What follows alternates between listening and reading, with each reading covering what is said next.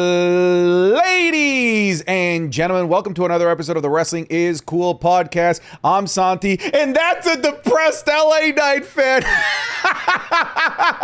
Last week, you sat here in front of the millions and millions of Wrestling is Cool fans, and you berated me for no reason, as if I hated LA Knight. You created this vision that LA Knight was the next big thing, that the Glaze Factory was churning at an all-time high, only for your vision of your guy to get dismantled. You thought, oh my goodness, the comeback of LA Knight is here. Little did you know that was just what we call in the stock market a dead cat bounce. You know what? That wasn't even a bounce. That was more like a ricochet. Eli Drake is all elite. You got LA Knight lawn darted out of the WWE and tsunami'd back into Eli Drake. Sancho, how you doing?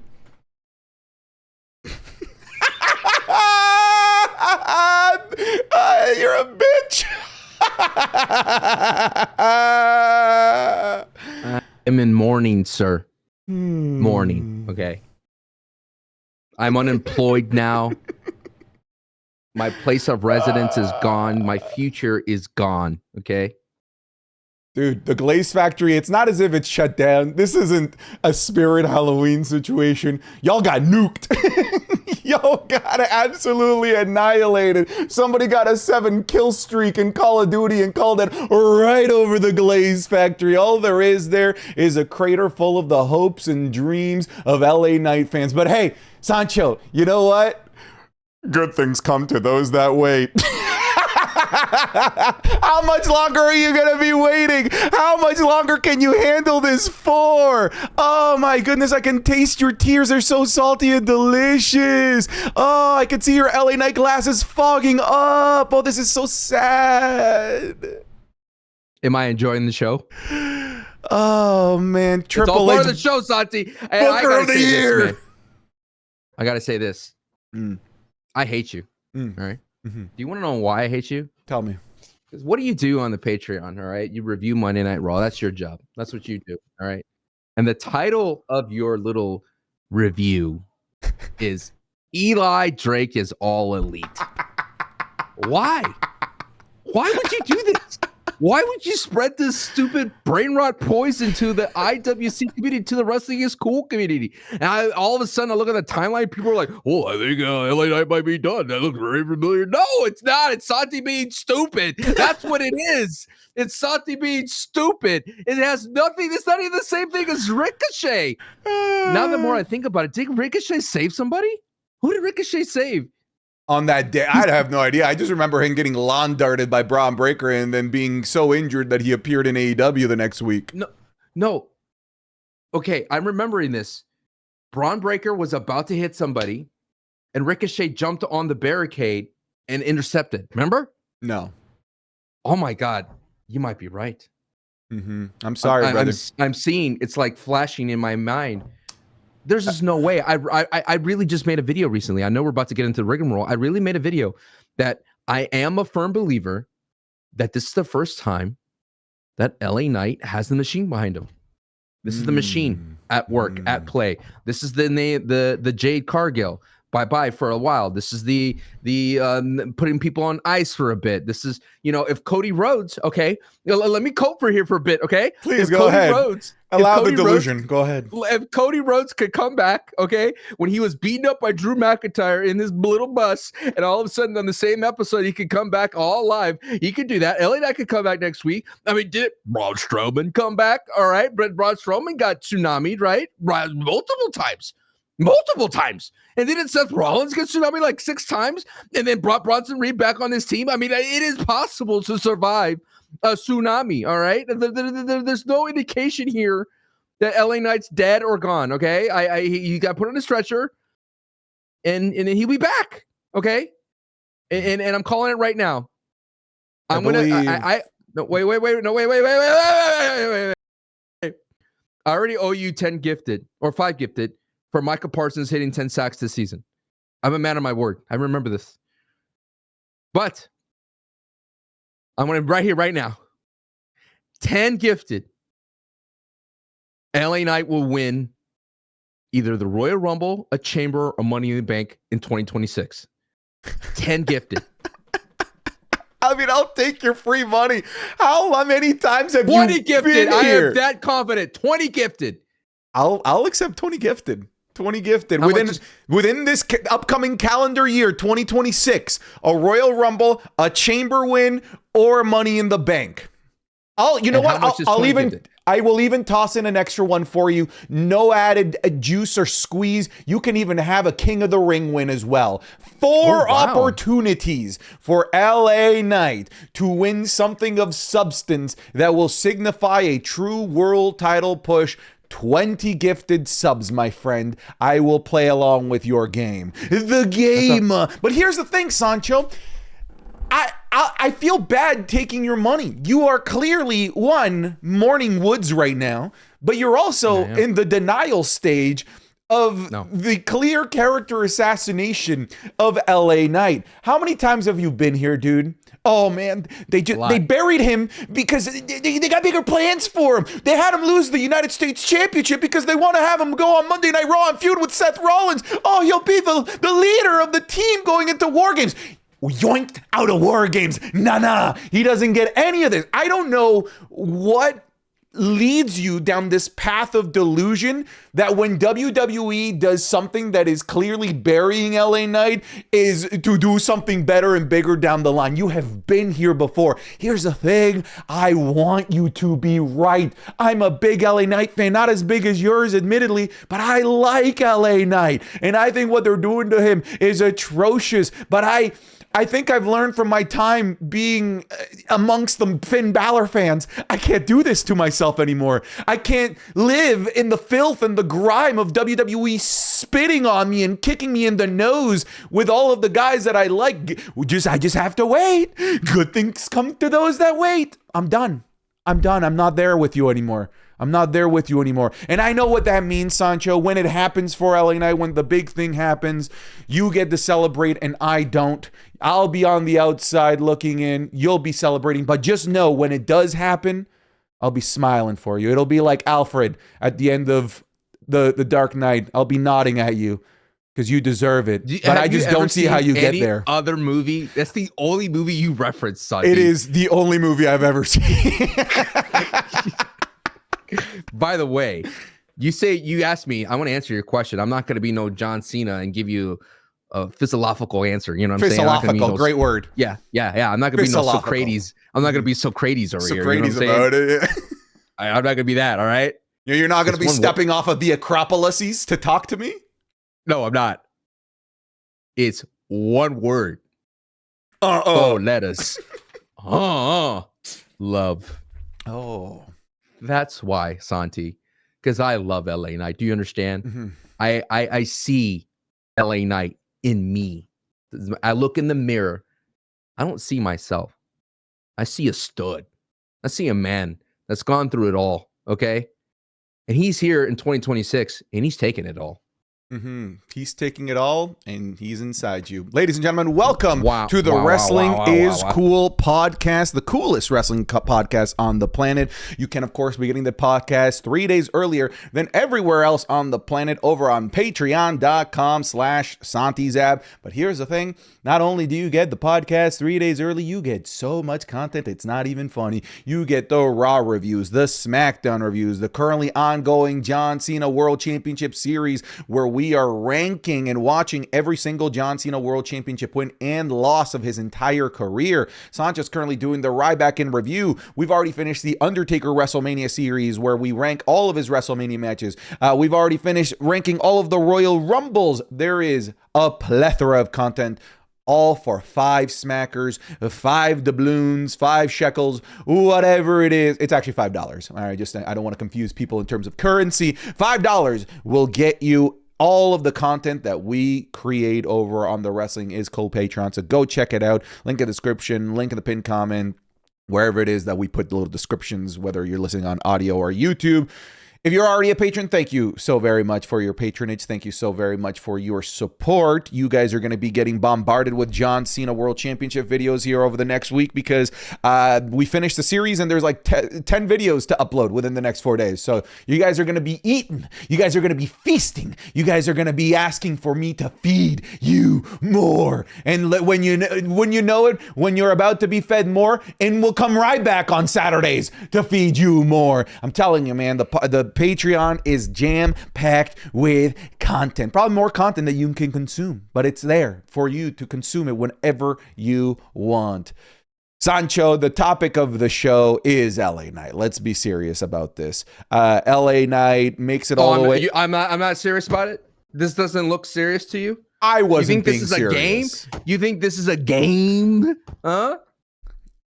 I was being a little bit facetious. I was being a little bit mean-spirited towards you when it comes to LA Knight. But I am bummed out about what's been going on with LA Knight. LA Knight goes deep into the tournament for John Cena's retirement match, loses to Gunther in honestly a really cool way. I think we're going to talk about Gunther a little bit later on in the show and how he beat LA Knight and what that sets up with John Cena. But I really thought off of the back of this tournament and this maybe reignited love for LA Knight and fan backlash of LA Knight not winning the tournament that we might be following it up with something big.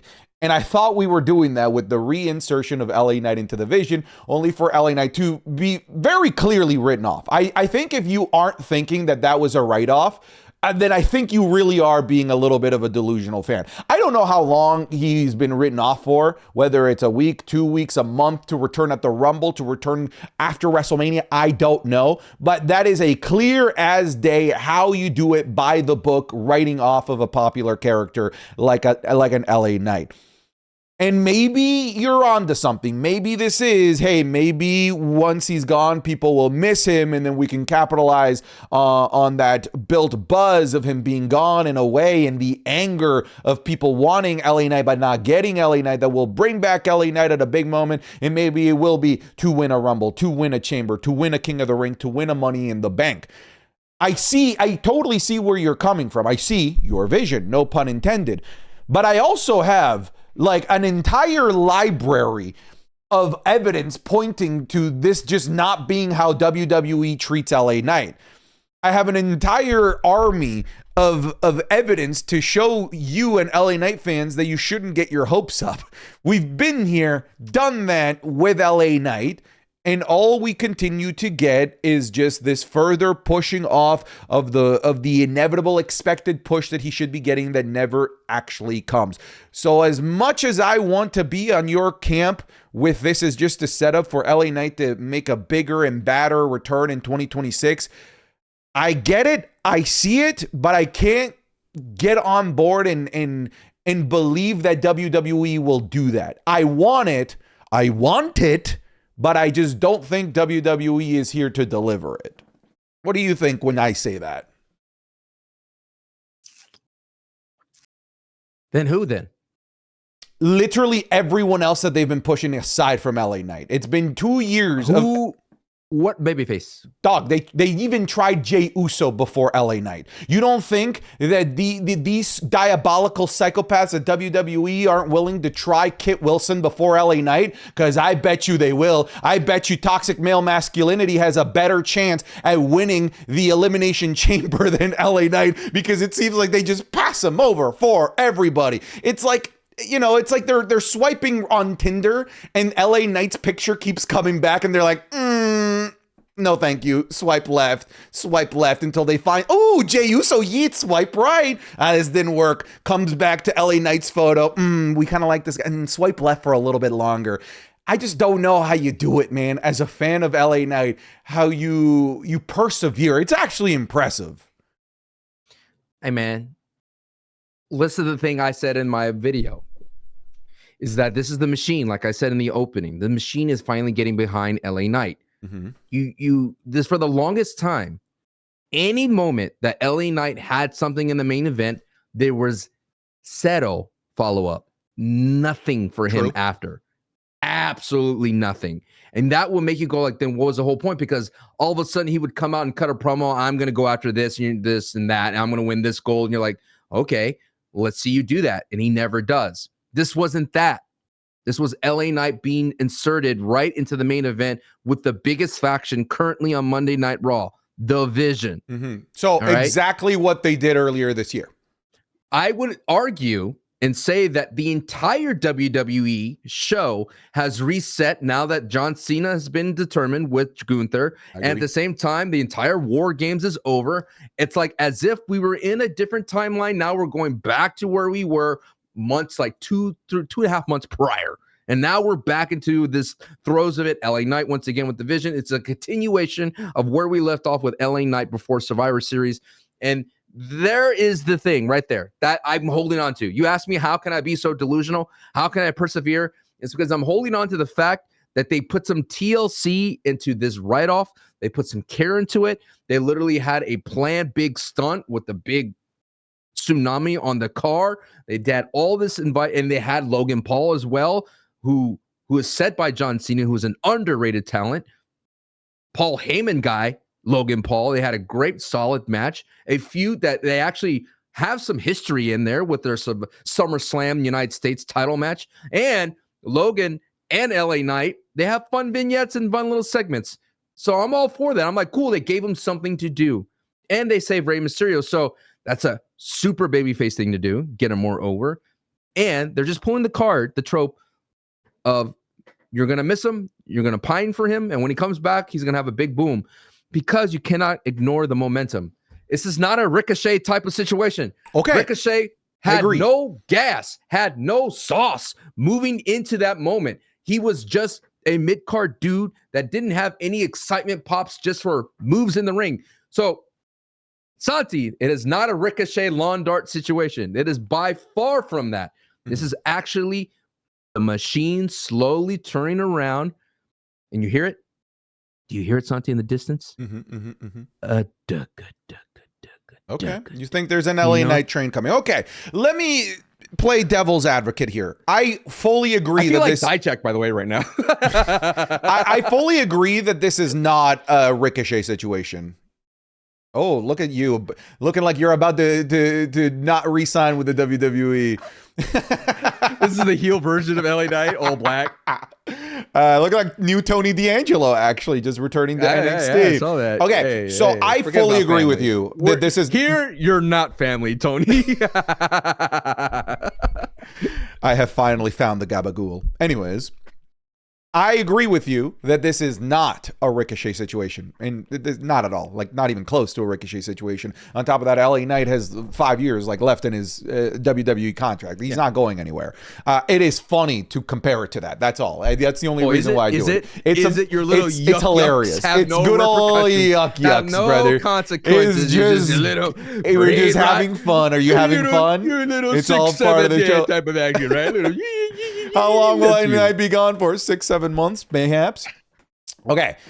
But I want to kind of dissect what you said, that you think that this is the machine finally getting behind LA Knight. I want to maybe point out some other times where it maybe felt like the machine was getting behind LA Knight. And I would like to present to you how it hasn't actually led to anything. We had... Okay, Your Honor, do declare. Let's say recognize the Santi. Do declare. Your Honor, LA Knight... failing to win Money in the Bank 2023. Then Triple H gets on the microphone at the post show and says, "Good things comes to those that wait." And then what happens immediately after? Boom! Like world championship opportunity with Roman Reigns isn't that far off after that at the Crown Jewel.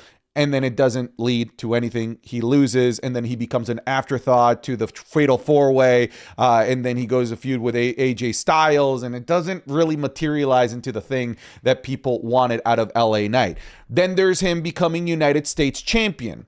And okay, that's great. He loses it to Nakamura there for a little bit. I'm not really going to count that. He wins it back. Samurai Nakamura. Samurai Nakamura. And then he loses it, and then there's like, oh, so what's next? And then he gets sent over to Monday Night Raw, and you're pumped. Oh, here we go. He is feuding with Seth Rollins. And big Monday Night Raw segment. Yep. And then BFTs, he gets before Saturday's main event. Then he gets yoinked and removed for other names. You know, you had the Roman Reigns return, Cody Rhodes. Basically, what I'm saying is, wait. Hey, you're forgetting some steps here. He pinned Seth Rollins at Saturday's main event. So, all right. It point stands. They did nothing with it because the same thing happens every single time, Sancho. And you pointed out, and I don't see this problem going away anytime soon. It's that LA Knight becomes a flavor of the month for WWE until Randy Orton comes to play, until Roman Reigns comes to town, until Cody Rhodes says, enough. He is the guy that gets given the ball up until WWE has the player that they actually want to give the ball to. And I am struggling to see in the near future how all of a sudden that problem that has been fundamentally there for all of LA Knight's popularity, how that all of a sudden goes away. That being said, maybe there's a Michael Hayes in the back saying, "Hey, I know you want CM Punk to win the Rumble. I know you want Roman Reigns to win the Rumble. But what about maybe a Michael Hayes gets behind an LA Knight this time around and it becomes real." But the problem has almost always been that there's been bigger names than LA Knight that WWE prefers to give the spotlight to. Can you give me a genuine, valid, fair reason as to why he wouldn't have been involved in War Games aside from there were bigger names to showcase? Because he was the one in that feud from beginning to end. Frankly, he was in there so long in that feud that you could have made the argument that this was Team Vision versus Team LA Knight. But what did they do? Cody Rhodes came to play, Roman Reigns came to play, CM Punk came to town, Yeet came to town, and they found more value in a Jimmy freaking Uso than in an LA Knight to be part of the feud that LA Knight was one of the founding fathers in. So I ask you, sir, and I ask you in good faith, do you see that changing? The problem isn't that they don't want to use LA Knight, it's that they just have other guys they prefer to use. I just told you they gave a segment, a care, TLC. But I've told you that it was the same old LA dude, Knight. You pointed it out yourself. You pointed it out yourself. He pinned Seth Rollins. They've done tender love and care for you before. No. Dude, you're suffering from Stockholm syndrome. They're caressing you. They're giving you love. They're giving you a delicious, succulent Chinese meal, and you're like, nom, nom, nom, nom, nom. Yes, I will wait for the succulent Chinese meal to come back again. Let me give you another movie reference, all right? Ignorance is bliss, all right? Look, good old Cypher, knowing that the stake's not real, okay? That's all of us. Do you understand? That in The Dark Knight?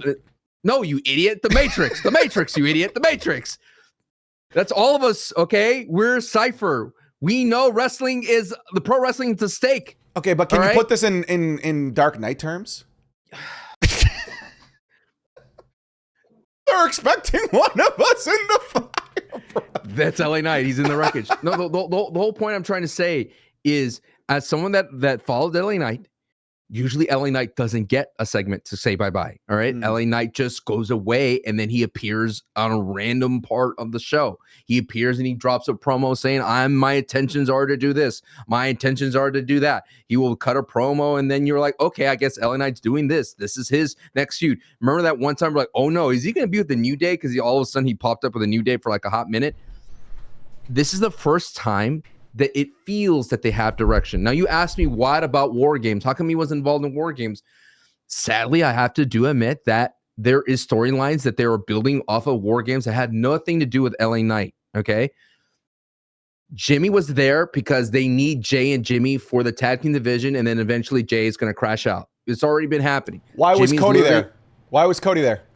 Cody is there because it's his damn match. It's War Games. It's his father's birthright. Just call it what it is. Cody's there because he's a bigger star than LA Knight. No. You know that's the reason. No. You know that's the reason, and you don't want to admit it. Why are you just not accepting this? I'm trying to tell you the story. You're not paying attention. You're sitting there reading your bits, or where were you? Front row, third row, all right? You're more paying attention because you couldn't see. And I saw Cody Rhodes is creating a lot of enemies amongst the WWE. He's hating CM Punk. He's not picking up Roman Reigns. He's out there being so aggressive. He's not the eloquent Shakespearean. What do you want to talk about? That's not him. He's a super aggressive Cody Rhodes. He's attacking Drew McIntyre in trucks. He's hitting Drew McIntyre with belts. He doesn't hesitate. He doesn't hesitate anymore. So this Cody Rhodes is why he was there, so he could start planting the seeds. Did the WWE do a good job of telling that story at War Games? No. But the story is Cody Rhodes is making enemies out of a lot of people, not only on the heel side, but on the faces side. Right. So you're saying that the story of Cody Rhodes planting seeds is more important than paying off the story of LA Knight, who has been at war with the faction that is in War Games. No, the Cody Rhodes, who's the undisputed champion? Correct. Yes. Because he's the bigger star. Pecking order. It's the pecking order that LA Knight always seems to be here in, and any time that it's his time, WWE will look at the shiny toy that is Cody Rhodes and all of the other names that were picked over LA Knight and go with those people. It's been the cycle over and over and over again, and it is frankly sad, Sancho, that you are wanting to overlook this to try and find the silver lining in a situation that I don't think has that big of a silver lining. You see no value in that Gunther and LA Knight went to the finals, and that Gunther put it on. He got to the push to the limit.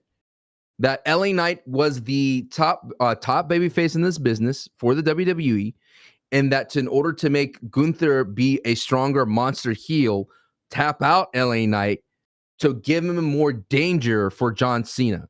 Look at me. I'm frustrated. I got upset. I understand it was bad. Like in my mind, it was like, ooh, I wish LA Knight was there, right? It'd been cool, LA Knight versus John Cena. But I understand the story that they're trying to tell with John Cena.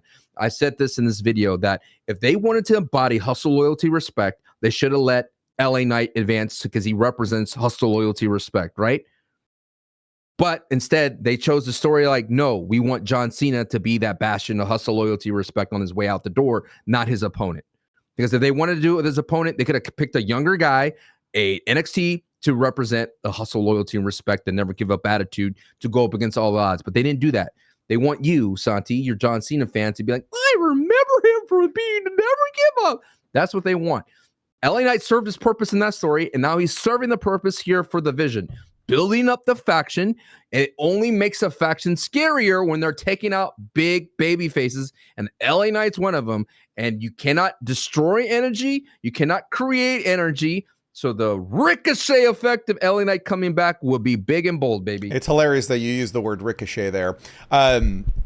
Here's the thing. I don't disagree that all of this stuff is valuable for LA Knight. All I'm telling you is we've gotten all of this stuff before, and it doesn't go anywhere. You're coping. You are coping. Are you? Is there other people in this call? Is Wheezy Conman in this call? Is this an intervention? Are you trying to talk me down to get off this plane? And I know that somewhere deep down in your heart, I still love you.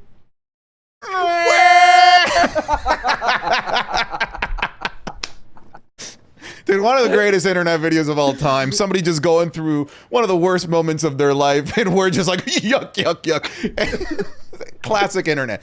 Listen, they got paid, all right? They got paid. I admire your how much of a bastion of the hope that you are being. I've just been kicked enough times in this position to expect the worst. And I feel like I have more evidence to prove that I'm right than to say that you're right. I see. You're that guy in that little template, the dude walking with his little pickaxe, turning the other direction, all right? And I'm the guy on the bottom, getting really close to the mine that is LA Knight. But let me point this out. You know who's still, dude, you're right behind the Finn Balor fans. They're still just clunk, clunk, clunk. Hey, at least my man is not being advertised to have a match against Rey Mysterio and never have a match, okay? We're not there. I'm not Damian Priest right now, okay? I'm not Damian Priest where I'm going to need a Wepa Queen to help me get a little bit of shine, all right? That is not the situation that LA Knight in. LA Knight is in a solid place. Like I feel comfortable being in the dark right now with LA Knight. And I have to ask you a question because John Cena is on the tip of everybody's heads and on the tip of the tongue. Do that thing. Do it. Do it. What you're known for now. I seen the GIF. Do it. There it is. That's gonna get turned into a GIF. Yeah. I can't believe that. I don't know why that GIF became a thing. I don't know. And that came off I think it came off something where something bad happened to your. It was either your team lost or it was Game 7. It was the Dodgers. It was the Blue Jays. But the point I'm going to ask you, like, dude, there's no such thing as a bad wrestler. There's bad. When you get to WWE, it's all about. It comes down to booking, and it comes down to the switch flipping on. In Ryback and Review, I literally watched him win the Ike Intercontinental Championship, okay? He got there. My man got some gold. In his follow-up feud 2 weeks later, it's with Big Show, all right? Not the greatest of opponents. But there was a moment, Santi, where I was looking for the reason why I wanted to do Ryback and Review is figure out what makes Ryback Ryback. And I was sitting there and figuring out, like, where did it all go wrong? Where's the fork in the road? Where's the timeline where Ryback is considered one of John Cena's greatest feuds, right? Where's that? Why is Ryback not mentioned? No, I'm just saying, just like it happened right here. There was a moment where Ryback literally spine busted Big Show, and then he hit him with the meat hook. And I'm like, oh my God, is he going to squash Big Show? Can this be? Because the week prior, Monday Night Raw, he shell shocked him. I'm like, damn, dog, Ryback shell shocking Big Show? Come on. That's crazy, right? That dude's like 500 pounds, right? We get to that moment, and then all of a sudden, he doesn't squash him. He doesn't shell shock him, right? Big Show gets out of it. And like, if that moment happened, if he squashed Big Show as the IC title in his first title defense, you'd be like, damn, Ryback's for real. But instead, they do a booking where Miz interferes, and it's a DQ. And that match will forever be forgotten, right? Until I brought it up here today at Money in the Bank 2015. So my point is, Santi, and my question to you is, when was the moment as a John Cena fan when the switch kicked on for the the machine got behind him and put him in all gas, no brakes? Because that's what I'm waiting for. And I'm wanting to know, as a John Cena fan, because he wasn't successful out the gate. The prototype wasn't vibing. I mean, it's tough to say like a specific feud or a specific date or match with John Cena in particular. Obviously, the simple answer is, well, when he portrayed Vanilla Ice at the Halloween party, which then led to him becoming the Doctor of Thugonomics. You can say that, but I don't think it's just as simple as Cena started rapping and then boom, all of a sudden there it is. There were a lot of key crucial moments in the Doctor of Thugonomics run that made people fall in love with the Cena character. I actually point to the little micro feud that he had with Eddie Guerrero. Shocker, Eddie Guerrero making people look great. Funnily enough, WWE recently uploaded their backlot brawl where they had like a Fast and Furious in a car garage match with all of the wrestlers and their cars watching them, and the ring is just a parking lot surrounded by cars. It's pretty cool. I would point to that as kind of like the moment where, like, oh, okay, this guy is versatile enough where you can kind of put him with all different kinds of people, like an Eddie Guerrero. You can put him into a program with a Big Show, a Booker T. The Best of 5 with Booker T was a lot of fun. So there were a lot of those like individual moments and feuds that helped add fire to the Doctor of Thugonomics personality and persona. I don't think it's just John Cena going out there and rapping and all of a sudden, boom, the popularity is there. I think that there is a lot more credit that needs to be given to some of the auxiliary characters that he worked with, the smaller characters, because Eddie wasn't a big character at that time. So yeah, I'm going to say like at that moment with his little program with Eddie Guerrero. I just want to say this as well. I'm not asking for the world here, dude. Do you understand? Yeah. I'm not asking for the world. I'm just asking for a simple singles world title shot. That's it. No shenanigans. I'm not asking for the world. I'm asking for the world title, but I'm not asking. But I'm not asking for the undisputed run. I'm not asking for him to be a John Cena 17 time, dude. I just want to see it. I just want to see it. What would happen if he had it just for like a Damian Priest run, dude. I mean, Come a on. Jey Uso run, right? Like A Jey Uso run. That's fun. It's funny that he hasn't won it because like that's the experimental title. They've tried with a bunch of different wonky names that haven't won Seth world Rollins championships before.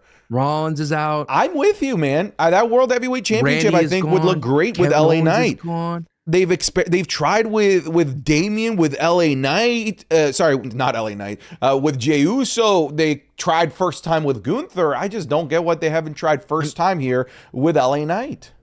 I mean, Nakamura got title shot. On a Rumble. I'm not. Am I asking for a lot here, dude? Am I asking for now then forever a little spot of LA Knight being in that thing? Am I asking for a statue of Andre the Giant type of size? Just shut up and get ready to learn the lyrics to Kingdom, buddy. Because every time that LA Knight's gonna get his opportunity,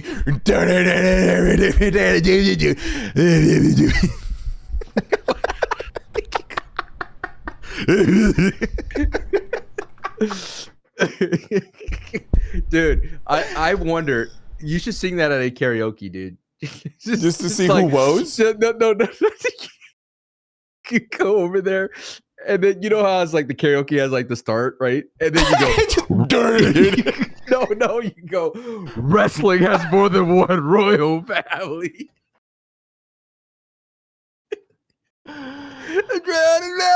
Oh man, that's funny. You're like this, you know, trying to get the people out. It's all something. Oh man, My father said. Dude, LA Knight's theme is like Grand Theft Auto adjacent. Maybe that's what they're waiting for. Oh, they're waiting for the GTA 6 release? Then, buddy, you're going to be here for a few more years. The delay keeps happening. Did you pick up that they brought back his old team? Michael? No, LA Knight. You know how they yeah, of course. Yeah, they changed his theme. The red and yellow one. Yeah, they brought it back. I mean, that's just not that wasn't the theme that people were clamoring for the return of. I still want Sheamus's limes to return, but hey, maybe it's something. I don't know, man. I hope you end up being right. I want you to be right, Sancho. LA Knight is a guy I want to see succeed. It's just I've seen the machine continuously just punch him in the face time after time after time after time, that it's just it's tough to continue to stick around in what is clearly a very toxic relationship for LA Knight fans. I'm sorry you're going through this, my friend, but maybe on the other side you'll come out a bigger, stronger, better, more successful man for it. I you know, you got to have this love, because then why watch wrestling? That's a good way to put it. Yeah, okay, let's move on. Speaking of wrestling, let's talk about a man that is the greatest professional wrestler on God's green earth. John. Gunther has won the Last Time Is Now tournament. And look, I get he beat your LA Knight guy. Gunther is 1,000,000% the correct choice. And he's proven that he is the correct choice. I think it really depended on what kind of match and what kind of end to the tournament WWE wanted out of this. And from how things were going with guys like Javon losing, with guys like Carmelo Hayes losing, I threw out this notion that this was about building somebody new. I could see it from a mile away that this was about John Cena's final match more than it was about setting somebody up big for after John Cena retires. That's how I was interpreting things. And as soon as I came to that conclusion, I set my eyes on Gunther being the perfect choice, because Gunther is the only one in that tournament that can deliver a sense of dread, a aura, this miasma that you will actually see something terrible and something bad happen to John Cena on that day. Everyone else in that tournament would have been a cool final opponent and it would have been a cool memory. But now I'm going into this show genuinely being concerned that the idol of John Cena is about to get burned down. That this image of John Cena of hustle, loyalty, respect, the guy that doesn't quit, is about to be systematically broken down in front of me. And that the guy that never quits will finally be forced to say, I quit on his last match. To me, that is a far more valuable and interesting storyline to tell on the night of the match. A storyline, Sancho, that, let's face it, only really benefits John Cena here. And hence why I'm saying I think that this match is about John Cena. It's about John Cena fans. It's not about the next generation. And a lot of people are misquoting John Cena when I kept telling people, John Cena, like, I don't know why you guys are so concerned about John Cena not putting somebody younger over. Well, that's what he said he wanted this to be for. No. He said he wanted the show to showcase the next generation and for the tournament to go to the person that is earned and not handpicked. That's Gunther. He earned it. He won all the matches. They were all bangers. I just don't believe this notion that John Cena needs to put somebody over in his final match. Sting changed that narrative.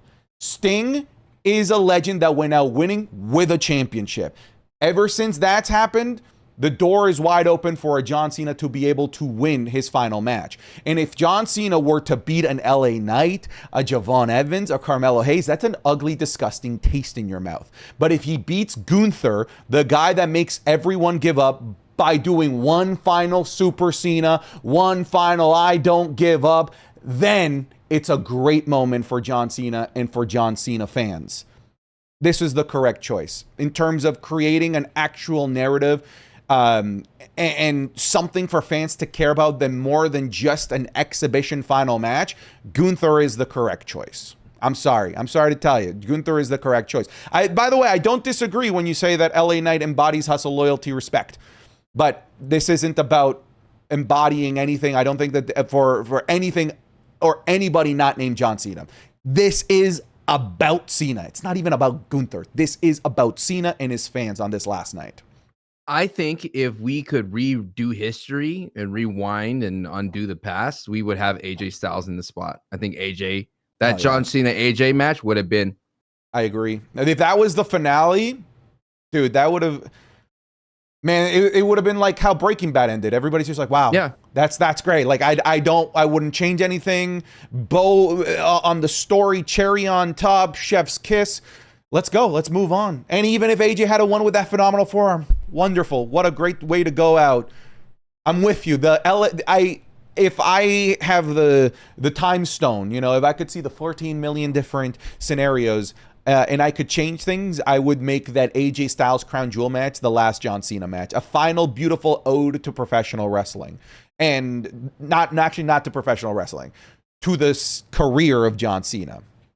But instead now what we're getting is a classic, big match John for his retirement match. And if that's what we're getting, I feel confident in saying that LA Knight would not have been a good fit for that. Yeah, I do agree with you with that. I mean, the thing is, though, I think the WWE is going to try to eat its cake here, okay? It's going to have that moment where John Cena doesn't give up, but Gunther does pin him. Does that make sense? Because we've seen this so many times where Gunther has him, and the guy doesn't tap, and then Gunther goes, you know what? A boom, a boom, a boom, powerbomb, powerbomb, powerbomb. Yeah. And then he's going to pin John Cena. I disagree. I disagree. I almost think that Gunther winning via pinning is Gunther losing. Gunther has set this. I see what you're saying. He's like, I'm going to make you give up. And if he doesn't do that, it's kind of like Gunther losing. It reminds me of, as well, it's like the WWE loves to tip their hand, and what they're going to do is give Gunther an out.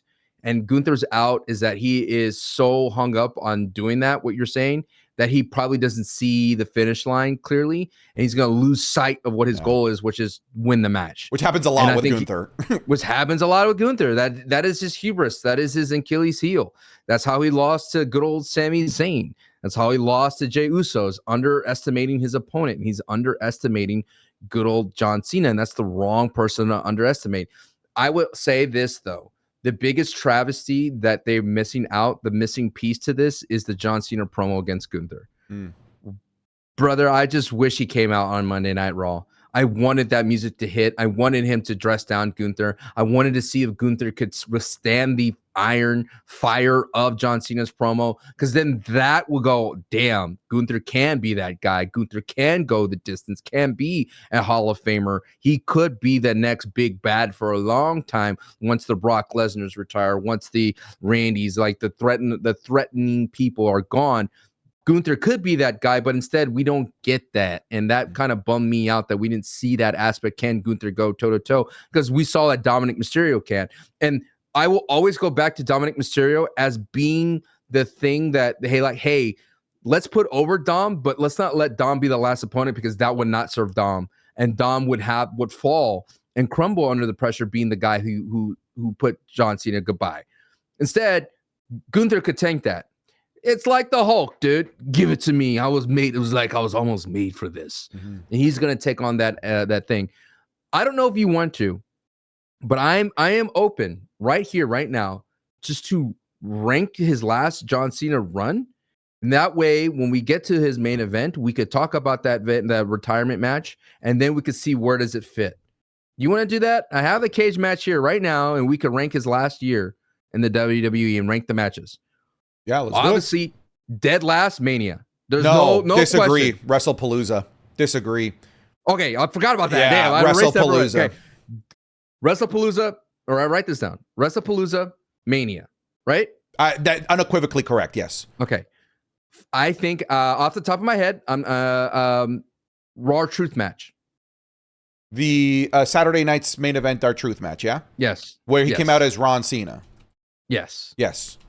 Okay, let me go down the list. I'm just having fun here. All right. Are we gonna do his offshoot Raw and SmackDown matches that he had? I think so, because Sami Zayn was in that match. Oh, that's fair. Right? That's fair. Yeah. Okay, all right. Here we go. I'm gonna pull this up too. Hang on. I'm on Cage Match. Yeah. I could link it to you, but I got it. All right, cool. Starting with 2025 Royal Rumble. Do you want to rank the entire Rumble? Yeah, because I never rank Rumbles, but I guess we should here, right? Yeah, I think we should. That's his first match of his retirement tour. I think we should. I enjoyed it. As someone who reviewed the Royal Rumbles, I thought he had a big fight feel to it, where they were all staring at each other. I thought John Cena did a great job. Of course, the result's not there, so I'm fine with it being on this list, if that makes sense. Like it all right. Well, okay. Does the Chamber match beat that? Let's rank the Chamber match. I think the Chamber match was better than the Rumble. Of course. Boom. Yeah, I'm gonna put Rumble below Chamber. All right. I like it doing it this way because it's faster to rank. Now you have John Cena versus Cody Rhodes in Nevada at Mania. Yeah, that's below all three of these. Yeah, that's the last so far. Then you have Randy Orton's match. That was good. I like that over Chamber and Rumble. Okay, I like that as well. I like Randy RKOing everybody and then R-Truth stopping that. And I love that little aspect. I wish they played that off a little bit more. I wish Randy went after Truth a little bit harder. I agree. I think they kind of let that go too soon. But it's a shame that was Randy's last shot at it, and they kind of dropped that off. Like there was like, it was like Randy's last high-profile match of the year, if you think about it. Yes, didn't even show up at WrestlePalooza. Yeah. And then we have that Saturday night's main event with R-Truth. I would put that below Rumble, ahead of WrestleMania. Above Mania. Yeah, above Mania. And then again, in the Chris Van Vliet interview, I haven't seen the whole thing, but I saw a segment of it where he was like supposed to take the fun out of wrestling. So the heel matches at Mania, he took the fun out of Mania. And if that was his job well delivered. But I'm not judging Mania's performance from John Cena's aspect. I'm judging it. The overall match was just bad. It was just bad because I never bought into that narrative of like, he was supposed to ruin wrestling. Okay, I could make this dish not taste as good than I otherwise could by just like putting less seasoning and making it less vibrant with flavor, or I could just take a shit in it. That's both ruining the dish, but one really ruins the dish to the point where like I don't want the dish anymore.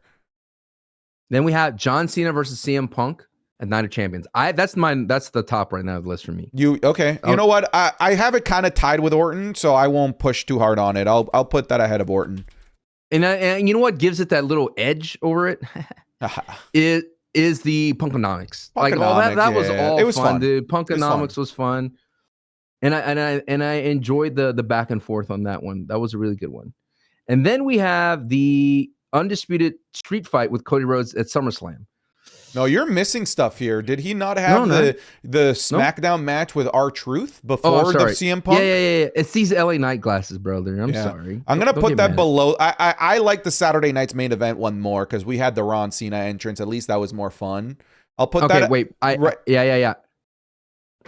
Go ahead and do that. Yeah. So right now what we have is from worst to best: WrestleMania, SmackDown, Ron Cena, SmackDown, R-Truth, Saturday night's main event, R-Truth, Rumble, Chamber, Randy Orton, CM Punk. Okay, well, I skipped over Money in the Bank with Logan Paul. That was pretty decent. Like the tag match was pretty decent. I would put that. I'd put that like maybe below Rumble, ahead of Ron Cena, Saturday night's main event. I like that there. Okay. Money in the Bank tag match. Okay. Okay, now we're at SummerSlam. That's the best one so far. I think that's better than CM Punk. It was overcooked. But I would think the reason why it made it better because it was like no more heel Cena. Let's get back to the fun. It was fun. That's what it was. And it was a crazy finisher fest, but it was fun. Yeah, it was fun. A lot of callbacks to a lot of previous matches. And that is when John Cena really started getting into like let me give a shout out to S person. I mean, that's when and then he did the RKO spot. Like there was like a lot of little things that he started to cook on that too. That's when this really kicked it into high gear. Then we have Cody Rhodes and John Cena versus Drew Mack and Logan Paul. I forgot about that. SmackDown. I don't even remember that, dude. If I'm being honest with you. It was a DQ. Should we just put that like below the was it Money the in the one Bank? Where below Money in the Bank? Yeah, I'm fine with that. No, let's put it below that R-Truth one. Okay, there's two R-Truth ones. The Saturday night one. Okay, we'll put it below that. Because I don't remember it. I really don't remember it. I mean, it was 7 minutes. You can't blame you, dude. The entrances took longer. Yeah, that's crazy. And then we have John Cena versus Logan Paul at Clash. That was a bad match. That was a fantastic match. I don't even want to like play it down. That was a fantastic match. Yeah. I'd put that ahead of the CM Punk match, below Cody Rhodes. Okay. Yeah, I feel very like that was like up until that point the best pure John Cena match, like match without because they never left the ring. There were no shenanigans in that match at all. Yeah. Logan Paul. Then you have the open challenge with Sami Zayn. Man, I think I like that one over Logan's match. I do too. It's just the finish was really nasty. With Kirk, you have a DQ, with Brock Lesnar. To me, that does kind of hurt it. Meanwhile, the Logan Paul match was really just a true end-to-end, bell-to-bell match that was very good, that has no sour taste in my mouth at all whatsoever. With that ending, I can't, in good conscience, put it ahead of Logan Paul, even though a lot of the action was better. Can you put it ahead of Punk? I can put it ahead of Punk. I'll put it ahead. The Punk one had the most shenanigans out of all of them. It turned into Punk Line Rules, if you remember. Punk Line Rules. Yeah. Okay, yeah, so I'll do Sami Zayn. All right, so what is the list so far? Okay, so from worst to best, well, can we do the next one? Do the next one. Okay. The next one that we have here is Brock Lesnar versus John Cena. All right, dead last. Okay, now I can do the How did that match last 9 minutes? It was, dude, I hated every second of it. It felt like 45 minutes. We have from worst to best, WrestlePalooza against Brock Lesnar, WrestleMania against Cody Rhodes, SmackDown R-Truth, SmackDown tag match of Logan and Drew, Saturday night's main event Ron Cena, Money in the Bank tag match against Cody and Jey Uso, the Rumble match, the Chamber match, Randy Orton at Backlash, CM Punk at Night of Champions, Sami Zayn on SmackDown, Logan Paul at Clash, Cody Rhodes at SummerSlam. Ooh. This feels like a good list so far. I like the list. I think it's good. And you know what? We got a new number one because it's AJ Styles, baby. Put it back on one. Yeah, that's a no discussion. That's number one. Numero uno. And then we have the John Cena defeating Dom in Boston match. I mean, the match wasn't great, but the moment was huge, right? I would put that like in terms of, I definitely put it below Logan. I would maybe put it below Punk. I'd put it like maybe like right between Punk and Randy. I like that because there was a lot of good callbacks in that Punk match. Yeah, I'll do like in the match itself. Remember that there was like some good callbacks to their previous matches. I kind of like that vibe. Yeah, cool. Dom Raw. Dom Raw, and then we have the 6-man.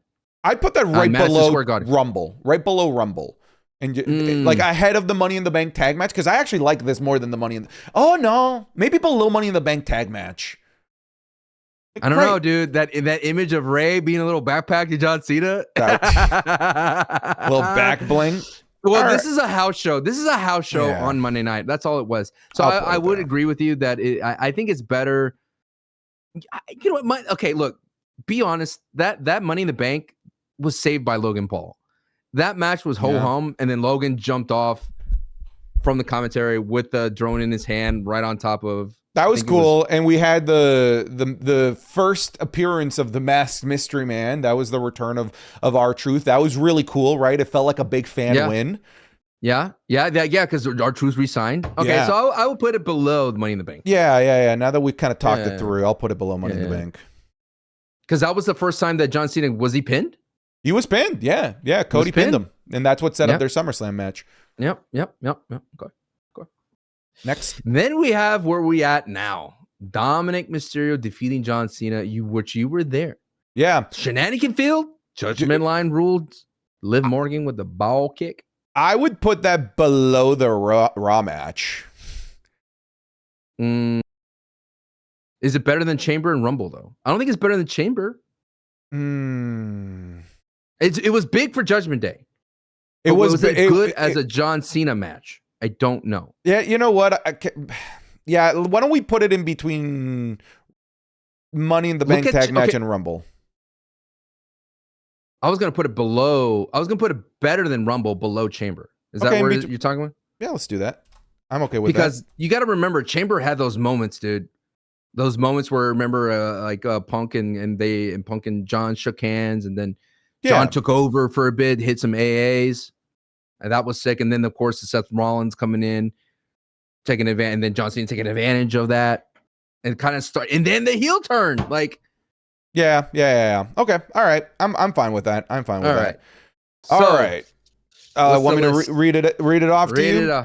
All right, from worst to best, we have WrestlePalooza against Brock Lesnar, then WrestleMania against Cody Rhodes, the SmackDown R-Truth match, the SmackDown tag match against Logan Paul and Drew McIntyre, the Saturday night's main event match against Ron Cena, the 6-man tag match against the Judgment Day, the Money in the Bank tag match against Jey Uso and Cody Rhodes, the Rumble match, Dom Survivor Series, the Chamber match, Randy Orton Backlash, Dom on Monday Night Raw, CM Punk Night of Champions, Sami Zayn on SmackDown, Logan Paul at Clash, Cody Rhodes at SummerSlam, and AJ Styles at Crown Jewel. I think we got a perfect list. Dude, that's a, we make a lot of lists around here, and that was pretty damn good. I think that's a good list. The one I feel like everybody should be having Brock Lesnar at the very bottom. Like that to me is still the most insulting match that I've ever seen.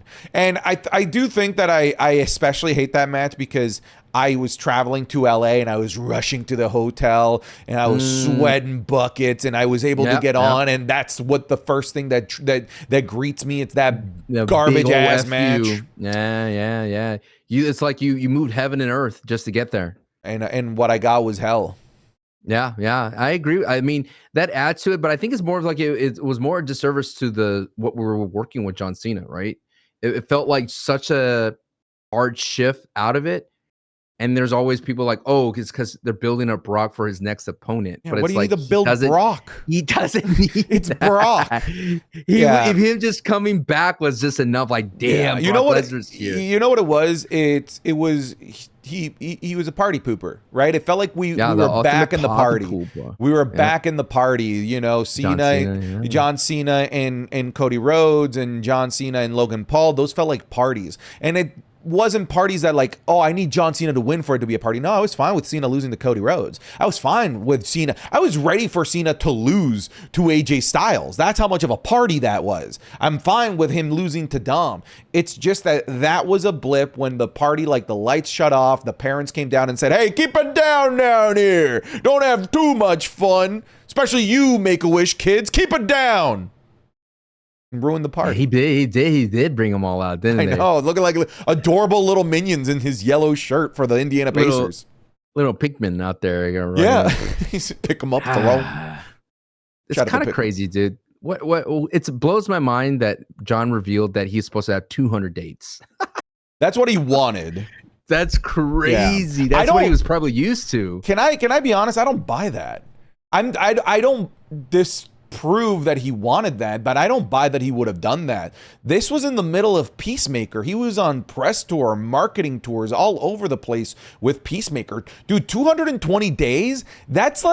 That's more episodes of Raw and SmackDown than there are. There's 52 episodes of Raw, 52 episodes of SmackDown. That's 104 episode if my Steiner math is correct.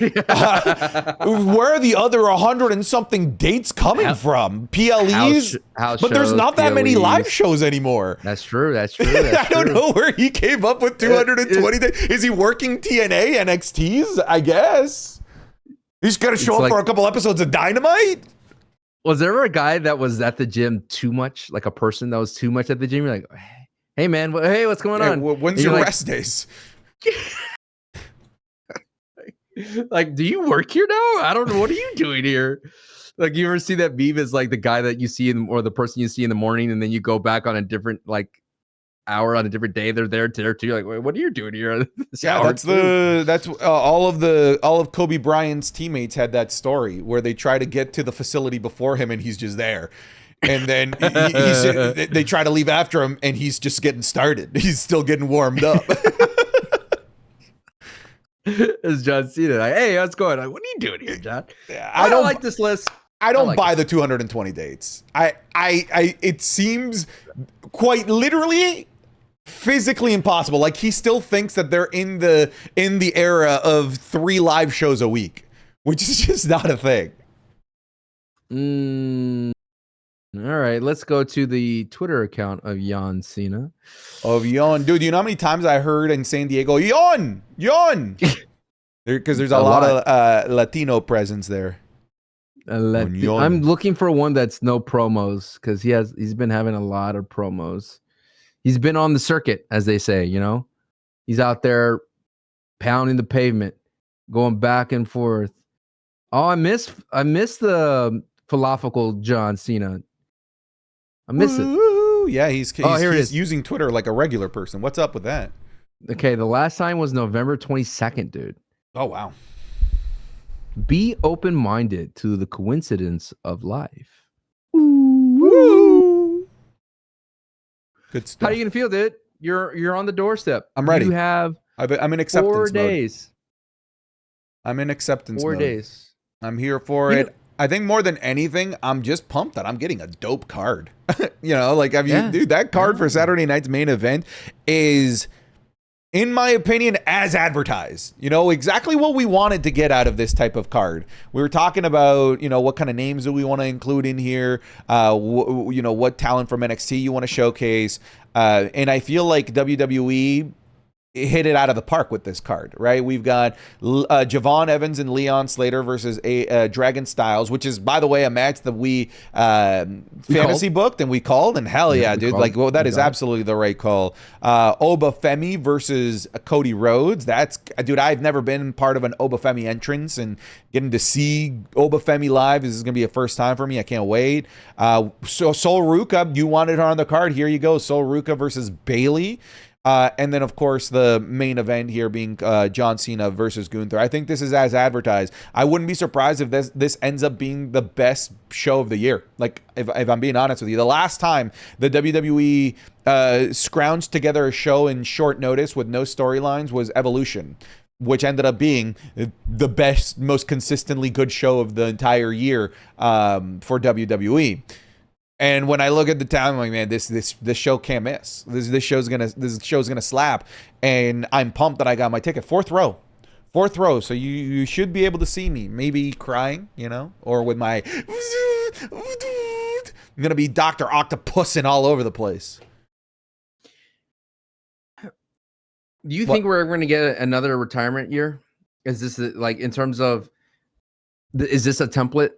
I don't think you could replicate this template with any other superstar. Like if you were going to go back in time and pick a superstar to do this with, who can go like John Cena, probably Shawn Michaels would have been the only one that you can think of that could have a retirement tour year. Yeah. Taker couldn't do it. Taker in his age when he retired could not do it. But Shawn retired at a young age for comparatively so to like the Hogans, Flairs, and Taker. So that's the only person I could think of. And you could say AJ could do it, but it's not. It won't have the same. No, it won't have the same. No. reverence. No, I think I agree. AJ goes out like a typical wrestler, where all of a sudden, last PLE, it's a career versus the title match. All of a sudden, you're like, oh my god, this is it for AJ. And I think that's how he goes out on his shield, like anyone else would, like a Shawn Michaels and like a Ric Flair. Here's the thing: it's tough Flair. to picture because Roman Reigns is already a part-timer, but Roman Reigns certainly has that reverence. The Undertaker schedule. Yeah. Cody Rhodes, if he continues down this path of being like a top guy for the next 10 years, he could have the big retirement tour. I think about it in like basketball terms, right? Kobe Bryant got his retirement tour. Every city that he went to, this is the last time that we get one of those games. Yeah, Kobe Bryant. Great. Oh man, I'm jealous. I wish. Kobe. The only player in the NBA that is alive that can get that is LeBron James. There's literally nobody else.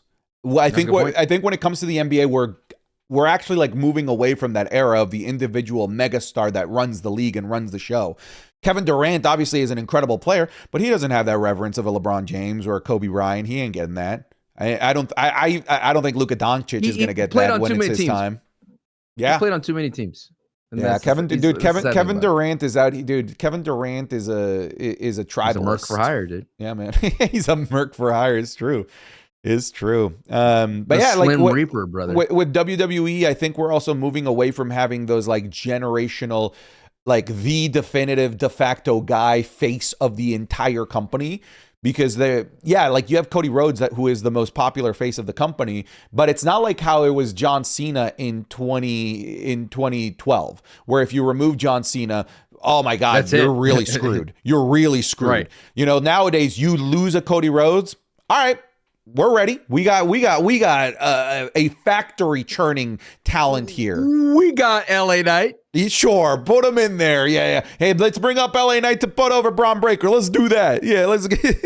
Hey, I think we're away from those types of names being such overpowering presences in the WWE. I think now WWE more than ever is, and funny enough, this is a CM Punk reference from his pipe bomb. It's a bicycle wheel. Everyone's just a spoke. You remove that spoke, it just keeps moving. But there was a time where if you removed the Hogan, that wheel doesn't move as well as it used to. If you remove the Stone Cold, if you remove Stone Cold in the middle of the Attitude Era, WCW wins. If you remove John Cena in the height of the PG era, that company was already doing poorly. Maybe it goes under. I don't know. Those types of names that are carrying the load and the weight of the entire company don't exist anymore. That's it. What do you think? Am I wrong in saying that? I mean, I think AEW has that, of course, because they're so young. But it was interesting to me that they survived Kenny Omega being gone for a long time. And I thought Kenny Omega was the dude, right? I thought Kenny Omega was, if he wasn't there, then no one's watching AEW, but they were able to survive. They lost a literal founder in Cody Rhodes. I don't think AEW is like that either. I think AEW has done a great job of like, okay, we're going to lean on Swerve. We're going to lean on Hangman. You know what? We got a veteran presence in Samoa Joe. Let's put the weight on him for a while. Hey, we got a big star. Dude, they lost CM Punk by far the biggest star they've ever had in one of the most controversial ways possible. There was no fixing that bridge. Did they go through some growing pains? Sure, but it was fine. It's a wheel that just kept spinning. The industry's different now. It's smarter in business in that sense, where these companies are not putting all of their eggs in the basket of an individual anymore. I was going to wonder, do you think they lose Jericho? Of course. Yeah, right? Yeah. I think it's almost like inevitable. I wouldn't be surprised if Chris Jericho is involved with the Masked Man in some capacity. Am I right? Am I right? I told you they were going to use other bodies, and they did. They did. That was not the same ass, my friend. It was not the same ass. Now, it's, you actually kind of alluded to it with the AEW Devil Mask storyline where they had clearly different people portraying the devil at different times that made it really difficult for you to pinpoint who the devil was. But in that scenario, they weren't body doubles. It ended up being a whole faction. Are we thinking there's a faction here? That there's a team at play? Okay. Jesus. I know you made a video about this, and I didn't get to watch it yet. Did you break down logically, like did you write down what is this Masked Man doing? Like, logically, who's he helping? Because we talked a little bit about that in the video, yes. Okay, so Braun Breaker's pissed off at this Masked Man, right? Mm-hmm. That's what he said in his promo. We don't need another Batman taking my glory, right? Taking my spotlight. And he was pissed off at him. But yet the Masked Man helps the Vision, right? And yet the Masked Man has been helping the Vision every step of the way. The Masked Man hurt CM Punk. The Masked Man has hurt. Did he hurt Ray? No, it was Logan. And then he attacked Ray. Yeah, he attacked Ray, and that's what opened it up for Logan to take Ray out. And then there was a guy who came out of nowhere wearing a mask. And I thought only I wore masks. And I was like, I'm gonna sue. So they have that and LA Knight. Like it's like if we were doing a true detective here, we drawing the lines. Who benefits from the Masked Man the most is the number one question you should ask yourself. Right? Who's the one that's benefiting from all this? I mean, right now it's the Vision with how things are playing out. Okay, it's the Vision. Is the Masked Man framing the Vision though? Is the Masked Man? It seems like to me that the Vision's okay with the Masked Man though, as a whole, right? Sure. The WWE is trying to stop and find who the Masked Man is. Why? I mean, what's their motivation? I think the motivation. I mean, they see this man as an invader. Okay, he doesn't work here. Right. He's a vigilante. But he's not a vigilante for good. He's a vigilante for evil. Well, that's just not a vigilante. That's just called a villain. All right, he's a villain, right? Yeah. But he hasn't. You know what they could do to make this saucier to throw us off the scent? If he attacked a heel, then we're like, wait a minute. I agree. What?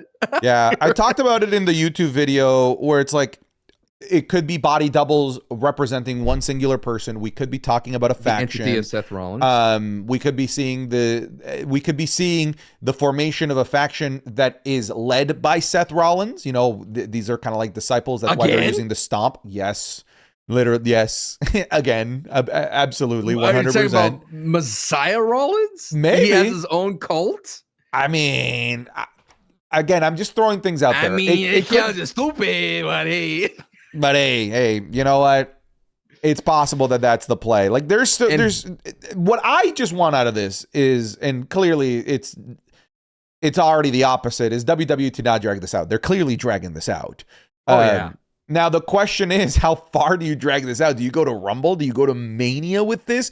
Do you just go to January 5th? January 5th is my cutoff. If you don't reveal this on January 5th, I am so done. I don't care. Noise is all it'll be. This, to me, the deadline... You're storming Titan headquarters on the 6th? I would, yeah. Oh, God. It's a dangerous joke we're playing with there. You said you are. I didn't know you said that. What did you do something the day after you don't get your result and you're done? I mean, I'm sorry. I will not be storming WWE headquarters. Please do not show up at WWE headquarters so close to January 6th, folks. Where was I? January 5th is my cutoff. If it's not revealed, then I will officially storming. I get it. Stop. You're fed up with the Fed. I get it. All right, You're the one that's drawing a line in the sand. Oh, the fifth. I'm cutting Well, it you off. wanted to go beyond that? You want to really sit here for longer than that? Dog, dude, look, Royal Rumbles have shenanigans. He's going to be the shenanigans. And you know what? He's going to keep popping up, dude. You're like, how many of them are they? And I think that's when you get the reveal who it is, of who's the masked man. Because the masked man is going to help a visionary member. And I know I picked LA Knight winning the Rumble. He's going to help a visionary member win, and that's going to be Braun Breaker winning that right there and getting his Mania match through the masked man. Why? But like Braun Breaker has a big match on that January 5th, which is why I'm suggesting January 5th. He's got that world title match against CM Punk. You think he's winning? He's winning there? He could, because of the masked man, or maybe this is the Fugazi, the misdirection, and the masked man attacks Braun Breaker. And it's Seth Rollins. Could be. I would hate that. Doesn't that taste disgusting? I don't love it. Doesn't that? But like you have to admit it's realistic. Disgusting? That's like going to an Italian restaurant and ordering tendies, brother. It's good. You'll take it, but like you shouldn't be ordering that. Where's it? Had a little. Somebody touch my spaghetti. That's what you should be getting, at an Italian restaurant. Could have had a nice little spaghetti, a little bit of mussels on that bad boy, a little bit of pomodoro. You know what I mean? You could have had all that, but instead you went with the tendies. It's like, you know what? There's nothing wrong with ordering chicken parm, dude. Chicken parm bomb. You know what I mean? But that's the chicken parm here if it's Seth Rollins, dude. Is the old masked man. But what if it is a faction led by Seth? Are you more fine with that? Like how many factions? Well, because he got kicked out of his faction. I mean, the dude works well in factions. Does he? The Shield, the Vision, the Visionary stuff. The JJ. Yeah, he was with the Authority. Like Seth has always flourished with factions. I'm sorry, it's just the truth. What are they going to be called? The Blinding? That's I'm tired of your vision, Paul. It's the blinding time. Brother. You know what? Nothing could be as bad as a gimmick change as Goldust coming out as, what was his face? Oh, God. He was black and white, right? He was black and white in WCW. And he was kidnapping children. In the middle of the night. Was that his gimmick? Yes, he Golda's name in TNA. I'm Googling that real quick. He was Black Rain. That's what it was. Yeah. And it's literally just the Goldust makeup, but just black and white. Wearing the Undertaker. No, I'm talking about the all. No. He wore Undertaker and he was all white. Look up that gimmick. It was WCW. You're talking about WCW Goldust. TNA. Okay. Goldust's name in WCW. Yeah, he's all white. I know what you're talking about. Yes. All right. I have to click on this. Every Dustin 7. That was his name. 7, dude. You want me to read his little blurb? Sure. Okay, because this is from what website is this? The Sportster, because they have 7 ranked as number 10 in all of Dustin Rhodes' personas. Apparently, there's been more than a couple. I want to hear the whole list, but continue. All right, so 7. It's hard to know the thought process that went behind 7. Shortly after crossing from WWF to WCW, Rhodes abandoned his Goldust gimmick for this new one. The gimmick was initially introduced in a film promo, which saw 7 lurking outside a child's bedroom for seemingly possessing the child. The video received backlash from WCW's parent company, Turner Broadcasting Systems, and the gimmick was subsequently dropped. Oh, God.